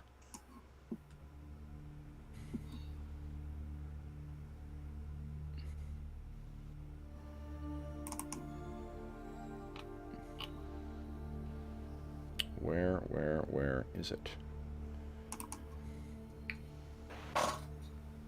Come on. Yeah, the house rules didn't, I didn't bother to do, there's that. Okay.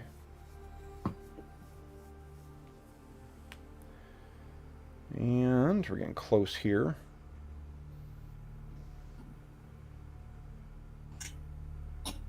And I'm back at the in night below where the bugbear camp is. You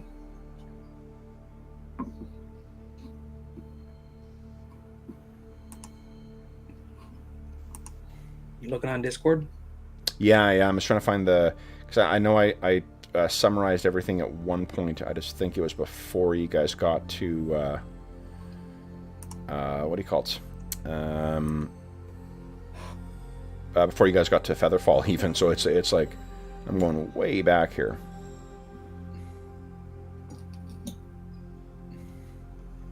Here we go. So those are spellbook rules.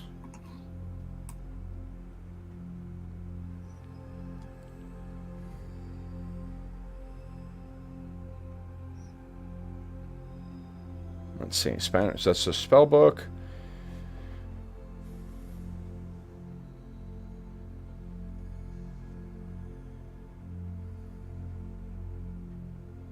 Oh, am I going to have to look it up again? Cheapers. Oh, you're trying to like how many pages it takes and how long it takes to... Yeah, and how many days it takes to copy? Yeah, it was a D6 plus a spell level -1 to do the days. For how many days it takes? It's a D6? No, it was pages, and the days was... Oh, man. Yeah, I forgot. Yeah, like I can't remember offhand. I think I didn't bother to...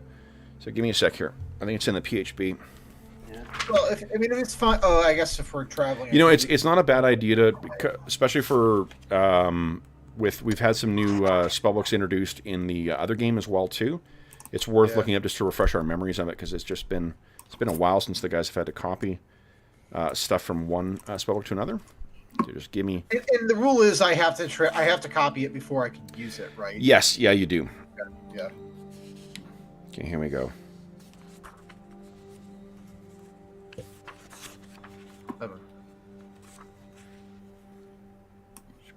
I'll probably write this down. Okay, here we go.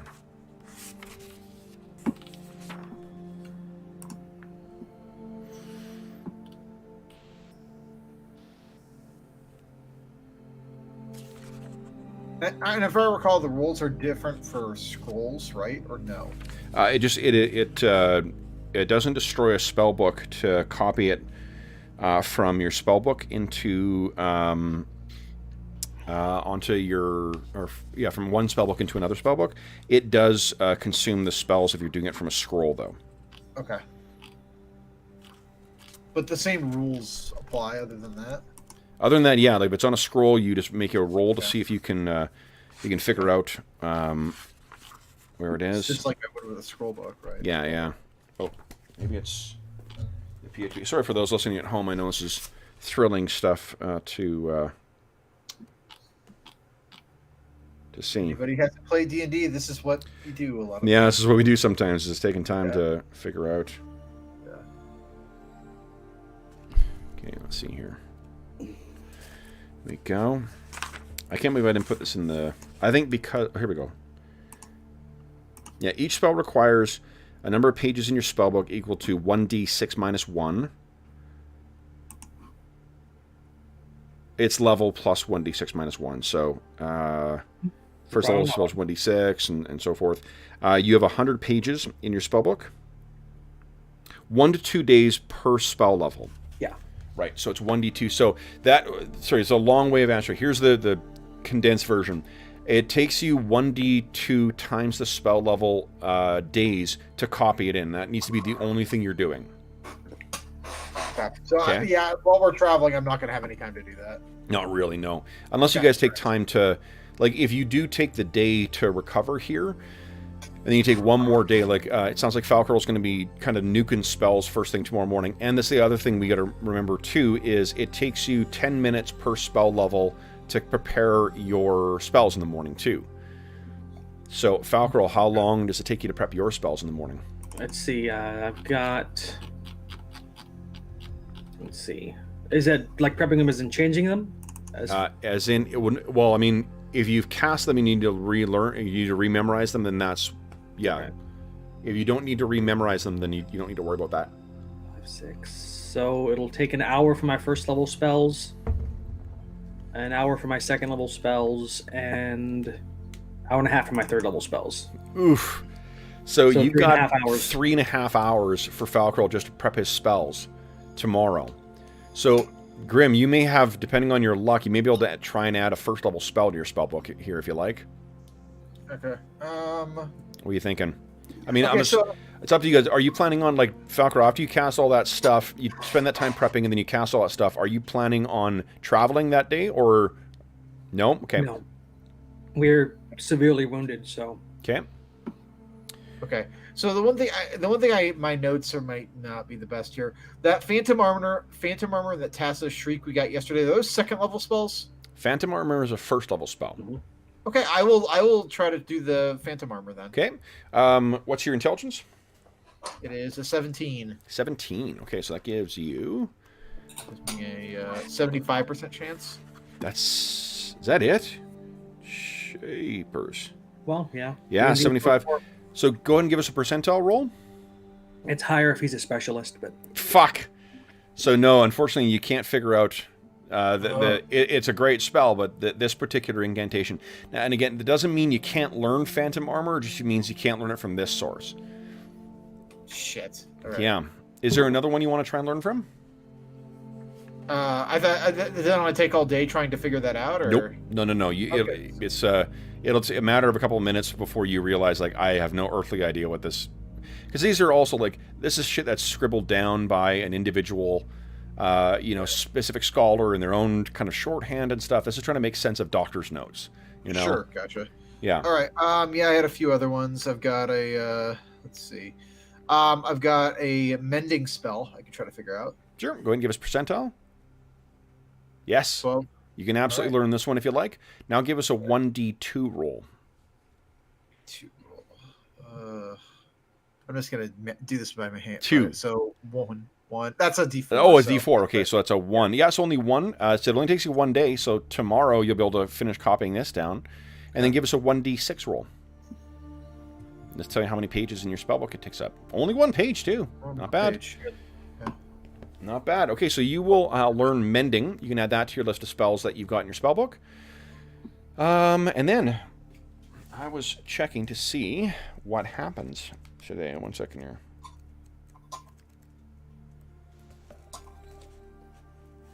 Okay.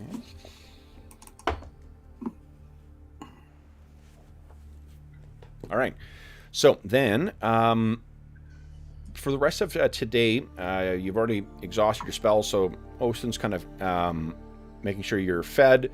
The wind still seems to be howling outside. I think, Tom, you were sort of, just out to, stretch your legs or get at least a little, have a little look outside. You go to near the entrance to the cave, and you can see that the wind is still blowing and howling away outside. What's going through your mind, as you're looking out and having gone through what you've gone through over the last couple of days?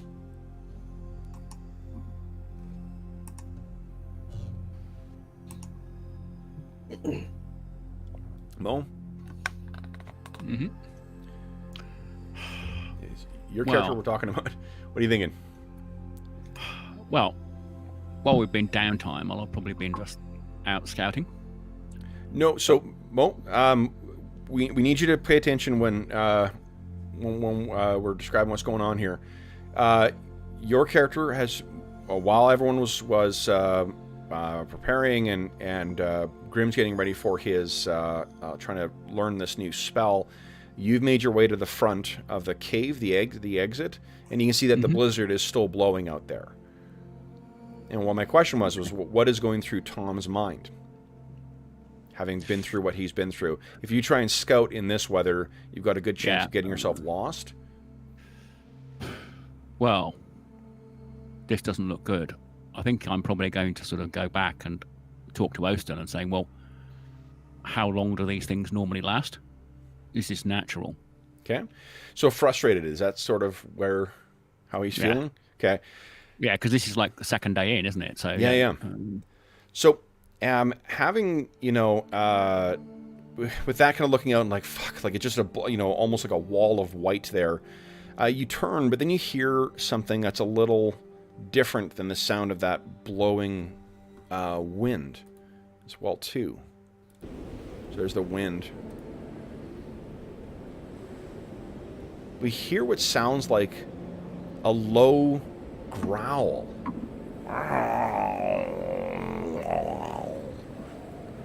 And you look back to the... I was going to say, I've presumably heard the crag cat growling? I don't think it's ever appeared on your watch. Oh, right, okay. Yeah. So you look back, though, and what you do see is almost completely concealed in the white of the blowing snow are 2 brilliant blue eyes that seem to be looking at you. quite low to the ground, maybe about 2 feet up. I've heard the description of the crag cats, haven't I? Definitely, yeah. And was it them or the owlbears that had the bright blue? I'm pretty sure the crag cats had blue eyes. What moves slowly forward into view, at least far enough into the cave so you can see its face, is this. Mm-hmm. Okay. I'm going to back off slowly. Okay. Its head moves to the side in that kind of, you're not sure whether it's quizzical, trying to figure out what you're doing, or whether it's just like, fun. Something to play with. I'm going to slowly walk away, and I'm probably going to, in a low voice, saying, can we get a ration for the crag cat? I think he's hungry. Everyone kind of jerks up. So you guys see I'm not shouting, I'm just Tom saying, slowly like backs his way. Yeah. So you guys can't see him. Tom has just backed in. You can picture you're all in sort of a main, like one of the main chambers, or the part of the cave where it opens up a little bit. There's a fire burning there. There's your, the rams are all secured in there. And Tom has just backed away from the entrance and says, can we get a ration for the crag cat? Everyone kind of gets up. Falkrill's, his head will snap open. He's actually been quite eager to see this crag cat. He's been leaving rations for it every night. Yep. So he quickly gathers up something and just approaches. Why are we doing this? You weren't here, Grim. It's better to befriend the creatures of the ice than fight them. I could just send my wolf to go kill it. No. So Falkrill's going to approach with four rations of meat. Okay. And he slowly approaches it. He doesn't look like he's fearful of it at all. Okay. No, he kind of is. Okay. And, he'll get within about 5 feet of it, and then kind of kneel down and put the rations out, and then scoot back a little bit. It gives, no hostile indications. It just sort of watches you with those uncanny blue eyes. You walk over, toss the things down. It lets you do that. It lets you move away, and then it kind of, it eats them down till there's only one remaining, and then it picks that one up. It turns, stalks off into the snow, and like almost as soon as those eyes are turned, and as soon as it steps out into the blowing snow, vanishes. Okay. Falkrill stands up, dusts his hands off, and says, "That was a big cat." Yeah. If you can picture the size of like a tiger, that's how big these things can be. He tells Grim it's been following us, since we came from here to here, around, since about over here, I think, maybe further. So it's been a while. And what Oston can tell or remind as well too, and Falkrill has also, as a ranger, would probably feel this too. Many of the creatures here are, I can't remember, is Falkrill the one who's from Neverwinter, or is he from somewhere else? And I think Lex is from nearby the Neverwinter Woods. Okay. Do we know where Falkrill's from? He would have been further down towards the Baldur's Gate / the Peak Mountains, I think. Okay. So then, you may not have a frame of reference for this, but out here, there seems to be creatures that are as much beings of spirit as they are beings of the wild. There was a bear, like the guys can tell you about how when they faced the White Witch, when she ambushed them after facing off with her berserkers and facing teamless hordes of icy skeletons, it was a bear that really helped turn the tide of that battle. It's also the one that prevented them from starving, led them to a reindeer herd. Yeah. All right. So, okay. It's responsible for most of the meat we're carrying, so. So apart from that, guys, the rest of the evening is uneventful. So the next day comes. Now you will be able to prep your spells, so it'll take you till about 10 o'clock, no, 10:30 until Falcor's finished prepping his spells. Let me just see what's happening for the day. Do we get another 3 points back for resting then? You do get... Oh, no, sorry, that was the 3 points for resting, wasn't it? yeah. Sorry. Yeah, I already told him to do the 3, so... Oh, yeah, okay. So And I need to then... add my 6 in. Well, yeah, you only get the 3 from not 6. Yeah. Yeah. Okay. I know, because Falcon will cast Cure Lights, didn't you? Yeah, we'll do that if nothing happens in the morning, so... Yes, nothing happens in the morning, so you can go ahead and take that thing. Okay.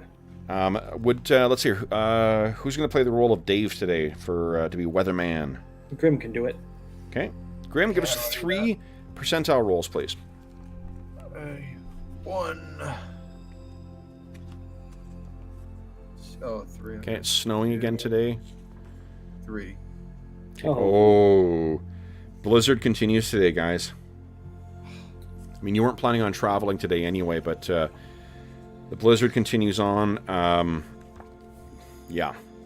Okay. Then The wind has died down a little bit, but the snowfall is just crazy.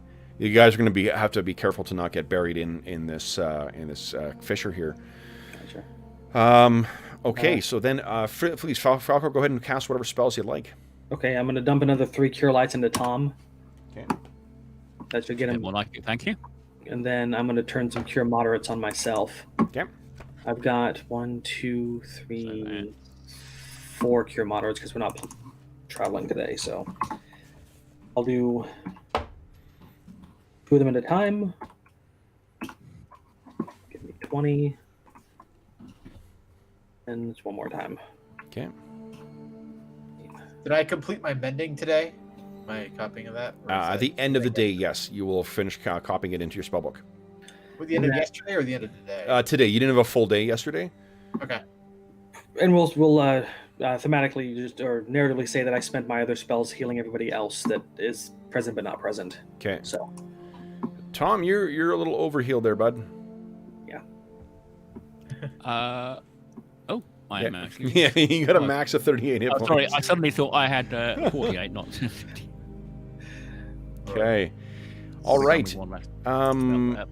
Grim, did you get your healing from last night as well? I added the 3. Added the 3, okay. Yeah. So, 1, 2, 3, 4. what do you guys plan on doing with your day then? You still have like half a day's worth of... I mean, Grim's prepping or learning mending on this day. What do the rest of you guys want to do? You're kind of trapped inside the cave, so I mean, maybe limited in what you can do. But... I'm going to it's tend not it around. too heavily snowing. Could we go out for a short time just to scout for food? Oh, the blizzard's continuing, Tom. Yeah, the blizzard Oh, right, continues it's still today. a really heavy blizzard. Yeah. I think just going out would be more of a risk, to be honest, and I think maybe we just sit quietly. Yeah. Obviously, maybe we take turns. Well, Grim's busy, but Falcon, Tom, and Oston take turns sitting near the entrance, and maybe have a ration Okay. out of the entrance in case the cat comes back. Falcor wants to tend to the rams, make sure everything's okay with them, and then focus attention on getting this chest open.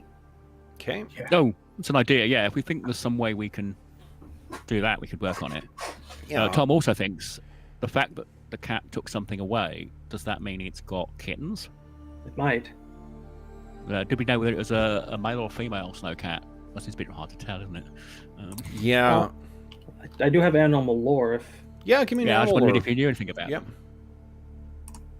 But they might be like other big cats Yep. and just take food and stash it. Yeah, it was a male. okay, so it probably just took Oston it may away. know something about them as well, so might be worth talking to him. If it did have kittens, unless it was dead, I wouldn't feel right taking them. So So he, I mean, if it's a male, he thinks it may just, he's not sure. It could be one of the things, so Grim, you may not know this, but one of the customs in the Icewind Dale is that if a crag cat is known to be in the region, what people will often do is leave out offerings for it in the night so that it'll eat that rather than prey on their livestock or themselves. yeah, I'm wondering if perhaps this because this isn't just a normal cat. This is also spirit of the land. It could just be seeking a mate and bribing it with food. So why I took the extra ration. But yeah. Anyway, but yeah, I think maybe if we leave one or two out by the cave entrance. Okay. Yeah, we can do I that. assume we're going to sleep again and then Yep. see if the weather's any better in the morning. Well, let's try and get this chest open, though. Okay. Yeah, okay, well, I mean, we're going to probably be so we can take turns over watching and... Well, could between us, me and Oston, try and Yeah, I don't want to break it, though. We could use the wolf. So, there. To do what? I don't know, step on it. Till it breaks. Well, I'm saying we don't really want to smash it, because Yeah. that may well damage whatever inside it, or set something off. It's 10,000 years old, isn't it? It's netherite. So, I gave it a good shaking, so... Yeah, Christmas present time. what is Yeah. knock? When I shook it earlier, something moved in it, but I couldn't hear anything, so... Mm-hmm. I say we try to brute force it open. We don't have somebody to pick locks. Unless, Grim has, a hold portal or something reversible that he can try and open it with. I do have I have a hold portal spell. If, what... Well, you need a knock or something like... Sorry, that's Yeah, I need a knock. bit out of character. But Thomas Yeah. will say, well, there are mages that can open locks. So. Yeah, but I think if it's a spell like hold portal that's keeping it shut, there might be a way to, reverse it with a spell. If you've got Dispel Magic, you mean? Dispel, no, you need a knock or or dispel magic, and I don't think I have this. I don't have dispel magic. Bummer. The whole portal, but that's not. Yep. So, how are you guys thinking of trying to get this thing open then? Are you damaging the box, or are you? It's not really a way to get a good grip to try and force this thing open. Also, it's got a lock on it, so there's a point of attack. Question. How do we, as far as when I gained a level, do I gain spells? Yeah, you would have learned a new spell as well too. Okay. Mhm. For each spell I can memorize, I would Nope. gain a level. Or just One one? new spell. Okay. Well, then I probably would. Honestly, I'm probably gonna pick a second level spell. But Mhm. what is knock? I'm trying to- Knock is a Second second level. level spell. All right, I'll take knock. If Okay. we don't have a thief, honestly, if we don't have a thief, that's probably going to be useful. Anyway. It's a huge, yeah, definitely. Yeah. That means you All would right. know as well too that the reverse of knock is lock. Yeah, that's actually probably useful. Okay. All right, I'll do that, and I will cast knock on it. All right. So then, at the end of your day, you cast 20 minutes of preparation to learn knock. You cast it on it, and you guys can hear like a sound of a mechanism turning within the box. Okay, Falcro looks at Right. everybody and says, "Do you want me to do the honors, or do you want to be brave, Grim?" You look a little hardier. I'll let you handle Yeah, we'll stand back. it. Okay, Falcro, We'll get ready with some snow to dump on you if you catch Yeah. fire or something unpleasant. he'll reach over, ready to sprint away and crack the box open. Okay. So you crack the box open. Looks like there's something inside there. A book of some kind. Yeah, he takes a chest, upends it, and then puts it to the side. Okay. So you upend it. That could be valuable. A book falls out, but then almost immediately deteriorates into dust. No! I poke at the ashes. There's nothing really remaining. I look in the box, and is there anything else in there? Nope. We'll have a look at the box and see. Yeah. It's probably worth something. The book, the size of the book that fell out looks like it was either the book was designed to fit the box or the box was designed to fit the book. But when it was Anyone dumped read out, Against the Dark Background by Ian Banks. Oh, darn. Right, oh. yeah, the brief second you had to look at it, Grim, you're pretty sure it was a spell book too. Sorry. Astonishing fortune to read at the seam. Nope.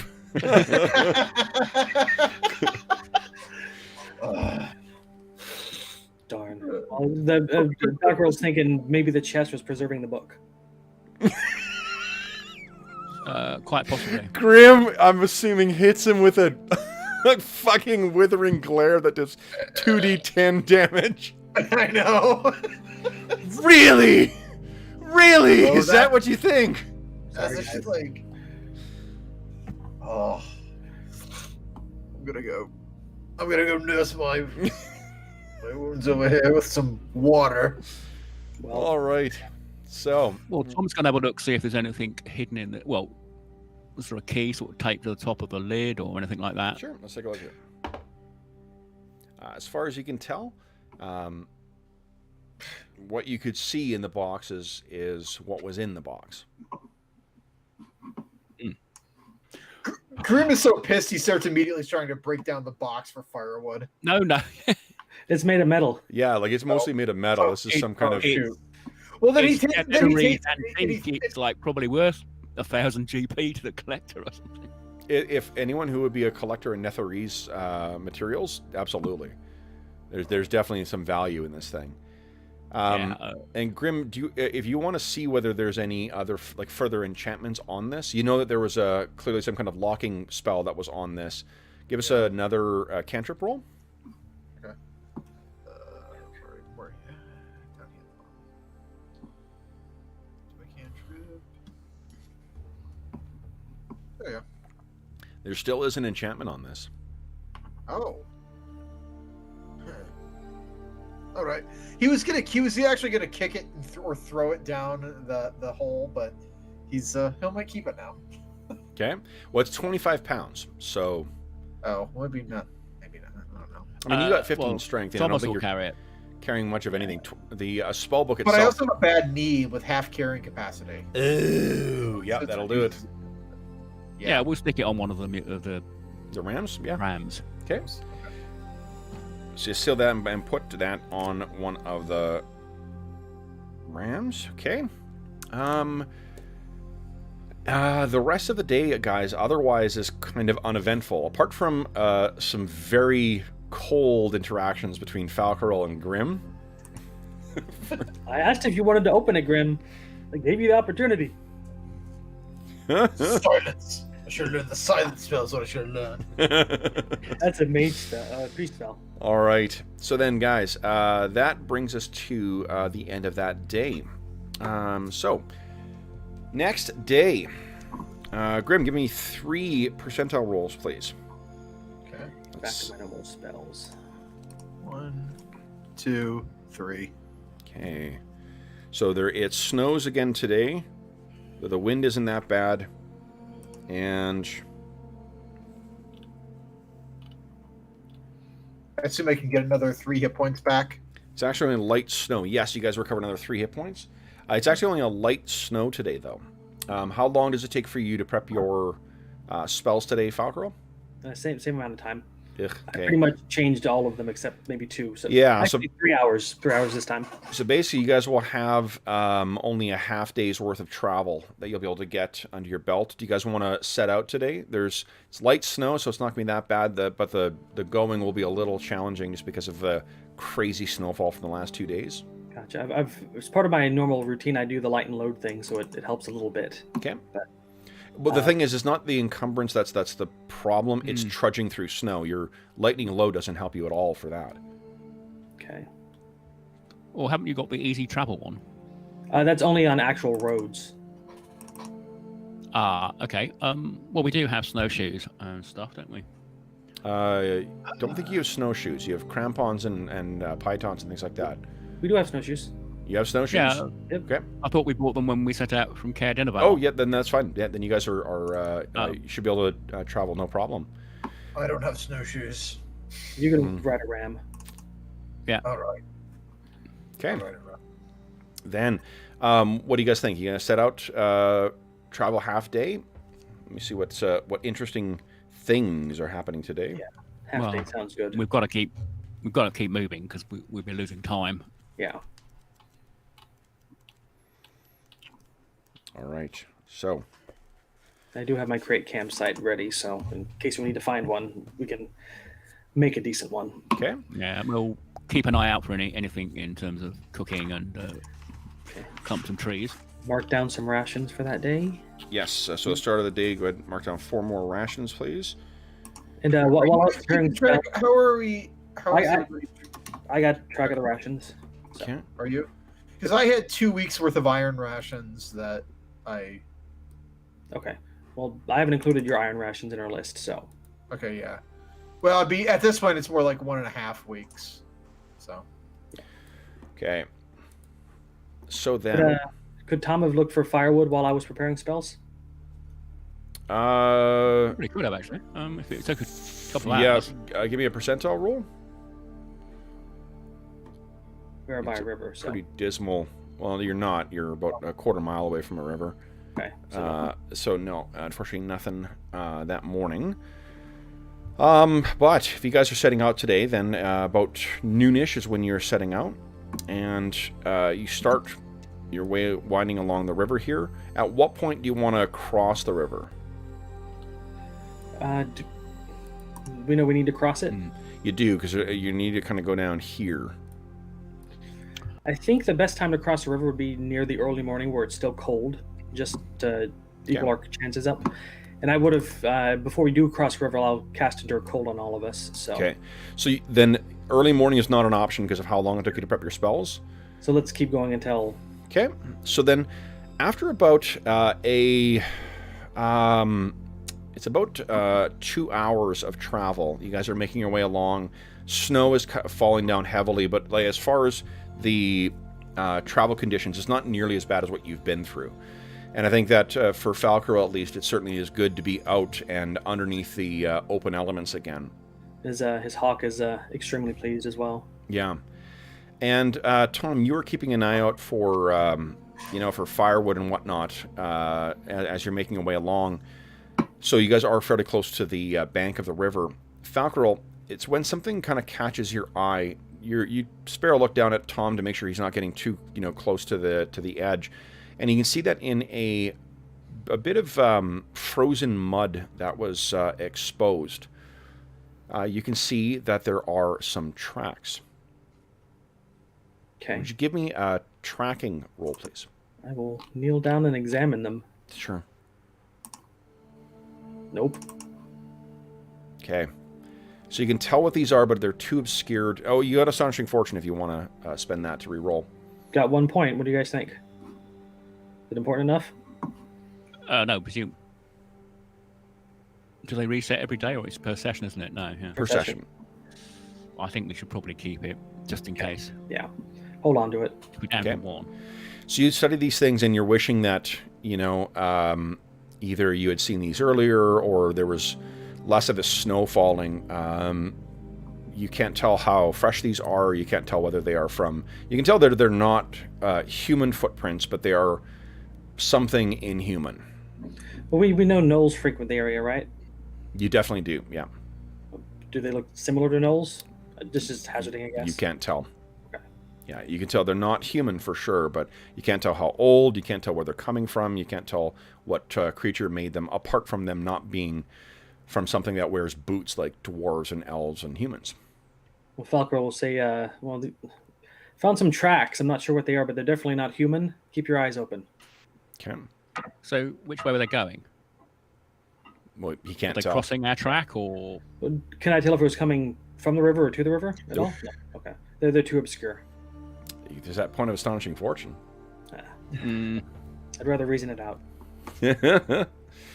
Okay. Well, you can't because you failed your roll. Well, yeah. Doesn't mean he can't make assumptions. Okay. Right? He could be wrong. But... So. Well, I'll ask Oston. Has he seen anything like this? He can't. From what's available to him, he's not able to shed any further light either. You put your snozzle down, and we'll sniff him, and maybe does. He kind of holds eye contact with you for a fair length of time, and then just slowly answers, "No." I just thought I'd ask. So, and you're also sitting on top of the ram as you're saying this too. Why don't you go down and sniff there, would you? Yeah, exactly. No. So I suppose we'll just continue on. Yeah, we'll. Yeah, just stay alert for anything. Sure. Well, we already are. Okay. How the skies looking for like wildlife? Do I see any birds flying around? Way off in this? The snow's coming down pretty heavy, so Okay. yeah. You guys get to Yeah. around here when it comes to it's going to be very quickly far too dark to travel. Tom, give us another percentile roll.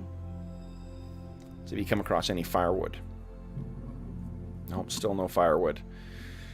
So then, the plan is to cross it next day. That might be a good point because it looks like there's a low point between those two hills here. Okay. Water will be thin. Or Right, so- deep is- okay. Yeah, so that may be a good point to cross in the morning if you're going to follow what you suggested. Okay, we'll do our create campsite spell just to get everything organized for us. Okay. Get a fire started. Okay. And yeah. Now, Tom, who would like to go hunting? I have the hunting proficiency, so Yeah, I think. Yeah, so what the Alpha was a hunting lot one better than does- Tom is. Remember, it increases the yield if you go, but the more people that go, it decreases the chance of success. Yeah. So, So what do you think, Tom? You any good with a bow? Not bad.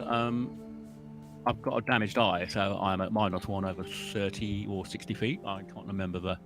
Oh yeah, anything past near Yeah, and medium, something you're is- good. If it's far, Yeah, bad. yeah. Oh, sorry. And Yeah. that will not affect. Remember that the hunting mechanic is something separate from. We don't enter into combat Yeah. with it. Yeah. So I'll also let you do that. And then because you've got the Falcro, you got the hunting, you're going to get double yield. Yeah. From it. So Yeah, give me a sec here, Rejoining guys. Oston. Okay. So go ahead and give me a percentile roll, please. Okay, I'll do the initial chance. No wildlife here, unfortunately. Now, what you can do is you can push your luck, do another hour's worth of hunting, but it will. I will be making a random encounter check. What do you think, Tom?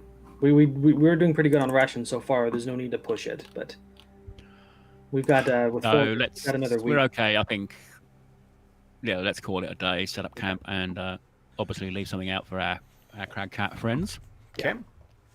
Oh, the crag cat did not show up yesterday too, so you don't have to expend those rations. Oh yeah, I didn't for that one. Okay. So All right. we'll put rations up tonight, and I'll reclaim them in the morning if they're still there. Sure. So, evening comes. Grim, this is once again really unpleasant sleeping out in the wide open, but Falcarol's magics provide a much more comfortable campsite than what you've been traveling with since you parted ways with them in the Dwarven Valley. The evening, you guys each take turns keeping watch in the cold. You do not hear anything come in the middle of the night to take those rations that you set out, and nothing else happens. So, morning comes. I think you've only cast one spell today, right, Falcarol? Yeah, the create campsite. So it's half an hour. Great. Get it So, back. yeah. So you guys will be able to do that. Let's check how the weather is going to be. So 3 percentile. I will do. And Okay, let's see here. So it is still snowing today, but the wind is actually much better, and the precipitation, it's only light snow today, again. So, I think I'll take an hour to prep my spells. That's not gonna. you're going to play No, something? No. I'm just remembering gnolls don't count as humanoid for whole person. So Okay. All right. So then, you guys finish preparations, and then you'll be making your way across the ice now. So So as I'm gonna- before, is Oston going to be the first one to go in bear form? yes. Okay, so he transforms into a giant polar bear, and he makes his way across. How far crosses the river, as far as lengthwise? Like how far to cross it, you mean? It's got to be at least 150 yards. Okay, that's a long way. Oh, quite a big river. I can't Oh, yeah. thought it was a little one. Okay, I'm going to cast Endure Cold on all three of us to make sure if we go in, we don't die from just shock. Okay. And I'll go over. Oston does not need that. Well, no, Grim, myself, and Thomas. Okay, so Oston makes his way partly out there, and you can see within about 15 yards, he starts breaking through, and the back end of him sort of goes down into the water, but then he awkwardly pulls himself up and shakes himself off, and he comes lumbering over to you guys and says, "We cannot cross here. The river is still too warm." It's too warm. Hmm. How cold does it got to get? I guess we keep following the river east-southeast and try again at noon. Indeed. He shakes himself off again, too. All right. So, let's see what happens today. Okay. All right.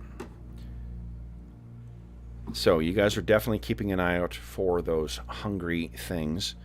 And traveling to noon would get you to about there-ish. So you're quite far south, much closer to the spine of the world mountains there.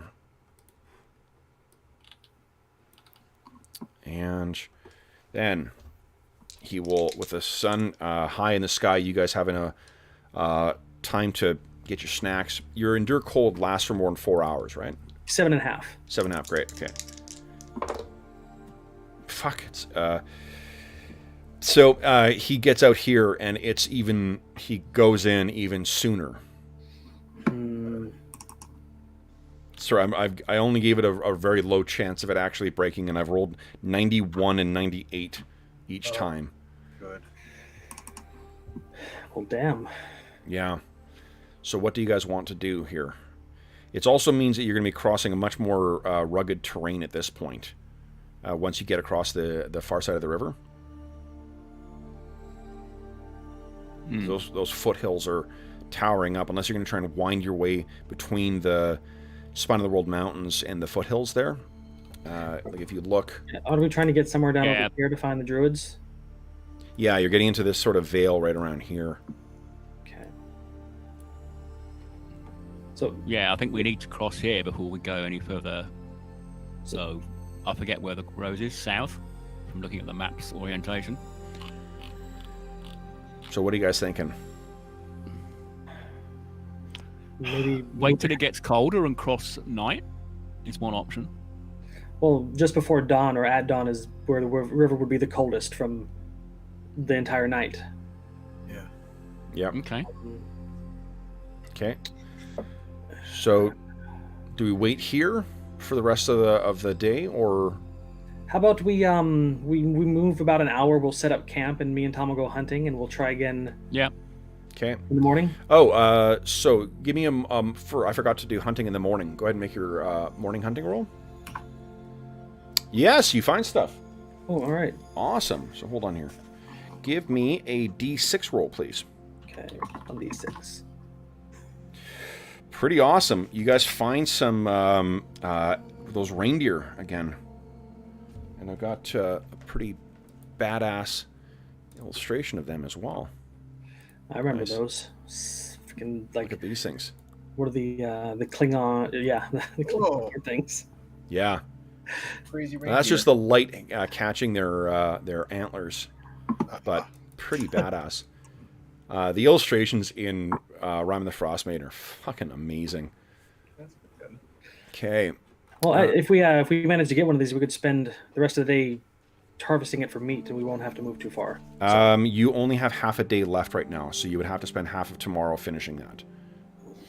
So, what there are, let's see how many are available for you. Nice. Okay, so guys, these are large-sized creatures. So, what that means is it takes 4 hits to down one.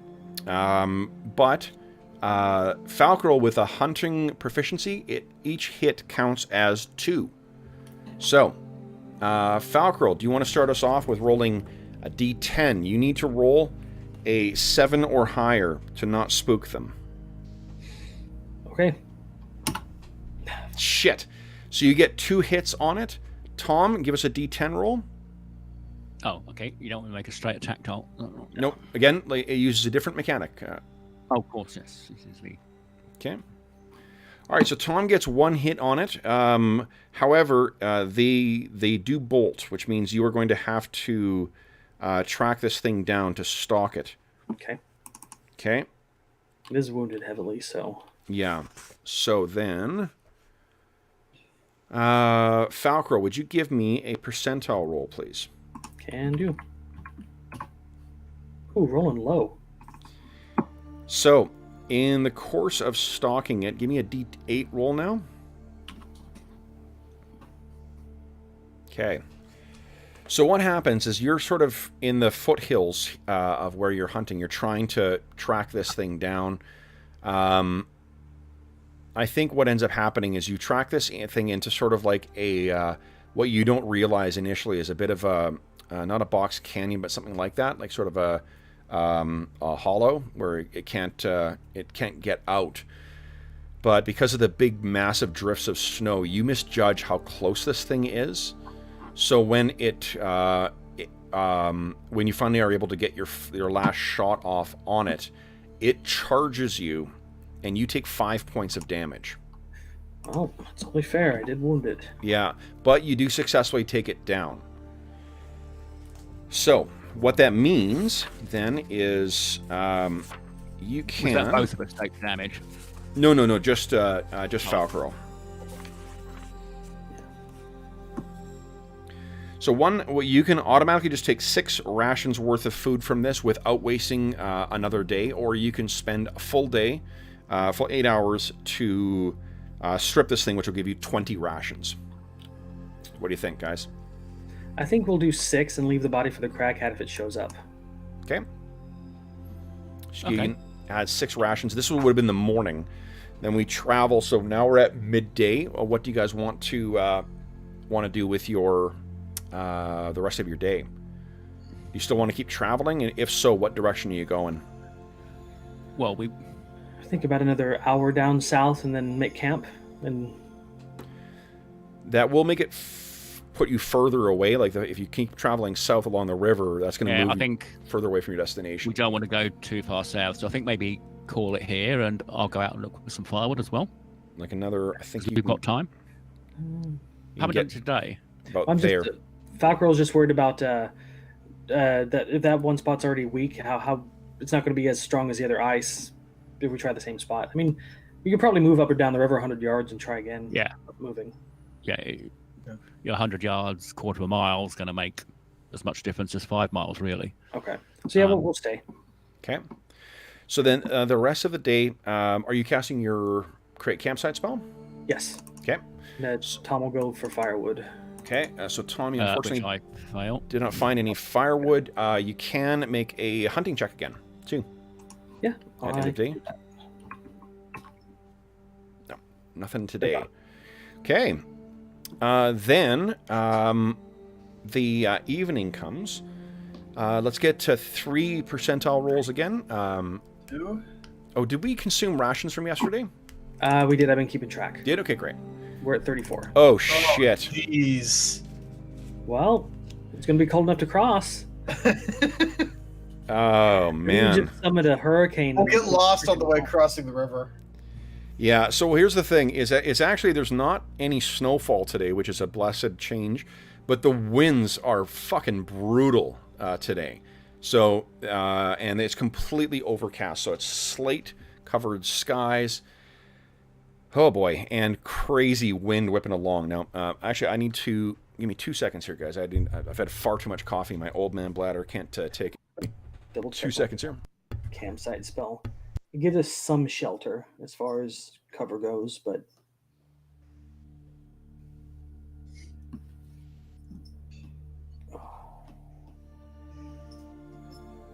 no, only crazy people become adventurers.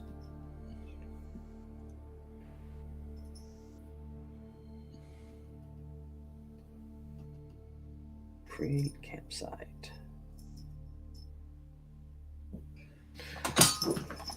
No. Okay. Rogue. What's up? I just heard the sound of breaking glass, so I don't know where. Oh no, that was someone just fork against glass. Oh yeah, it sounded like it was. Hmm.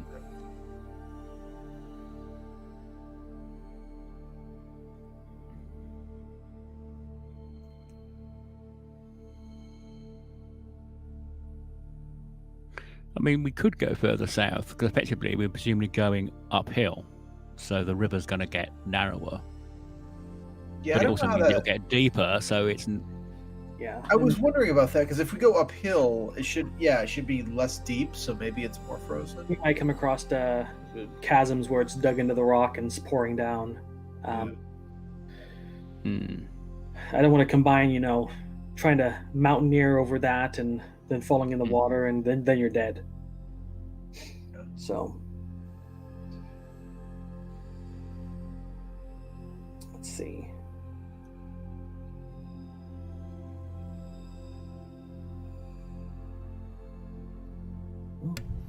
Sorry about that, guys. Far too much coffee today. All right. So now what we need to do, because that wind is going to be quite bad. None of you are small size, though, right? We got no gnomes. We've got no dwarves in the party. So it sucks. And range attacks are going to be quite bad. But and I think the ambient temperature is worse. But you guys do have cold weather clothes on. So this may actually help you with the weather. Oston shifts back. Oh, I gotta see what's happening today too. Let's see. Okay, Oston shifts back into the full bear form, and he makes his way out onto the ice. Let's see here, and he safely makes it to the other side. Okay. Valkyl's going to do is endure cold on everybody and make his way across first. Okay. He's going to do it, no weapons, all hands free. Yep. Got his spiked gloves on and. Okay, so you make your way out, and it is brutal here. What are you? Are you wearing your crampons, or are you just wearing your regular boots? I would have just got the spiked gloves and regular boots. Okay, so you make your way out. Sorry, spiked gloves. What do you mean? Oh no, sorry. No, you're right. I would be wearing the spiked boots. You I had in my mind I had different equipment. Yeah, no, it's okay because there's ice picks you may use, right? But there's not spiked gloves you would use. So you make your way out with if you got the crampons. The reason I ask is because with the wind the way it is too, you can imagine trying to make your way across that ice, right? But with the crampons on, it's difficult going, and you're leaning in. And when you get to the middle of the ice, there's again that kind of as the ice is shifting. But you safely make it to the far side. Okay. The ice is shifting. Did it crack? Just was shifting under your weight. Okay. If it had cracked, he'd have tried some way of letting others know to move over the side and get across. But no. Okay. Okay. If they can still see him, he's like, come, but slowly. Okay. Who wants to go next? I'll go. Okay. I'm going to be wearing the snowshoes, though, to spread the weight. Okay. So you are spreading the weight, but what it means is that it is you are blown along on this. So you're probably in the span of making your way across the slick surface of this, because it's polished. There's no snow that's accumulating on this right now. It's just sheer ice that you're crossing. You probably slide about 50 meters as you're sort of carefully going, but you make it all the way across without any difficulties. Grim, are you next? All right. Do I need to roll a DM 100 or? Nope. Oh, he's doing it for the suspense. Yeah. So, Grim, what precautions do you take? I just thought. I don't really have any. I'm just. Okay. Give me a dexterity check, will you? Oh no. So did you want to roll your dexterity score or less on a d20? Tom points out we've left the rams on the other side. Oston has been the one who takes those across. Oh, right. Oh, okay. Yeah, so I'll roll for them in a moment. Oh, did we lose you in... hold on, we might have lost Brandon in chat. There's the hangout again, Brandon. His hangout looks to be having trouble. Yeah. Okay. Oh, he's in twice. Huh. There you go. Can't hear you guys. That was weird. Can you hear us again, Brandon? Oh, there we go. Now I got it. Excellent. Yeah. I can hear So, you. Brandon, what do you want to roll as a d20 and roll your dexterity score or less, please? Jesus. Okay. I'm pretty sure I did it. right. Dexterity is 13. 13. So it's likewise, you're sliding along on this, but fortunately you don't fall whatsoever. And there is one point where you kind of hear the kunk, kunk, kunk, kunk, kunk of the ice shifting underneath your weight, but it doesn't seem to be any cracks, and you likewise safely make it to the far side. Question. Yeah. Stone Wolf. Whew. Yeah. I mean, it can walk on the bottom of a river, presumably. But it is a river, so it may be carried downstream. It's a stone wolf. It's stone. And once it reaches, it has to stay within a certain range of you too, right? Of the amulet. If it gets too far away from the amulet, it reverts back to a statue form. Yeah, how far does it go? Is it a... One of the upsides is that Oston in his bear form, I think we looked up the weight of a bear. A bear in like a full-grown polar bear is like 800 pounds. So if he's able to make it across the ice, your stone wolf should likely. Although it's putting weight in a much smaller area. Yeah. What do? You just tell command it to walk across? Yeah, I don't know what... Yeah, that's the only thing I can do, really. So it just... It trots across the ice. You can hear that shifting again. But it safely makes it to the other side. Oh, good. Okay. And then... The rams are fine. Looks like, yep. All your rams are on the far side, guys. Your pack ram, I guess you only have one pack ram, one riding ram left right now. Yep.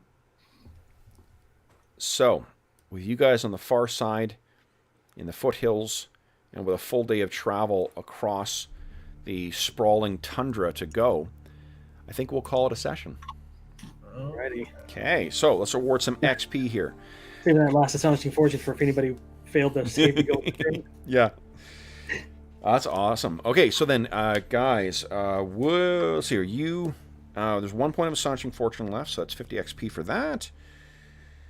And.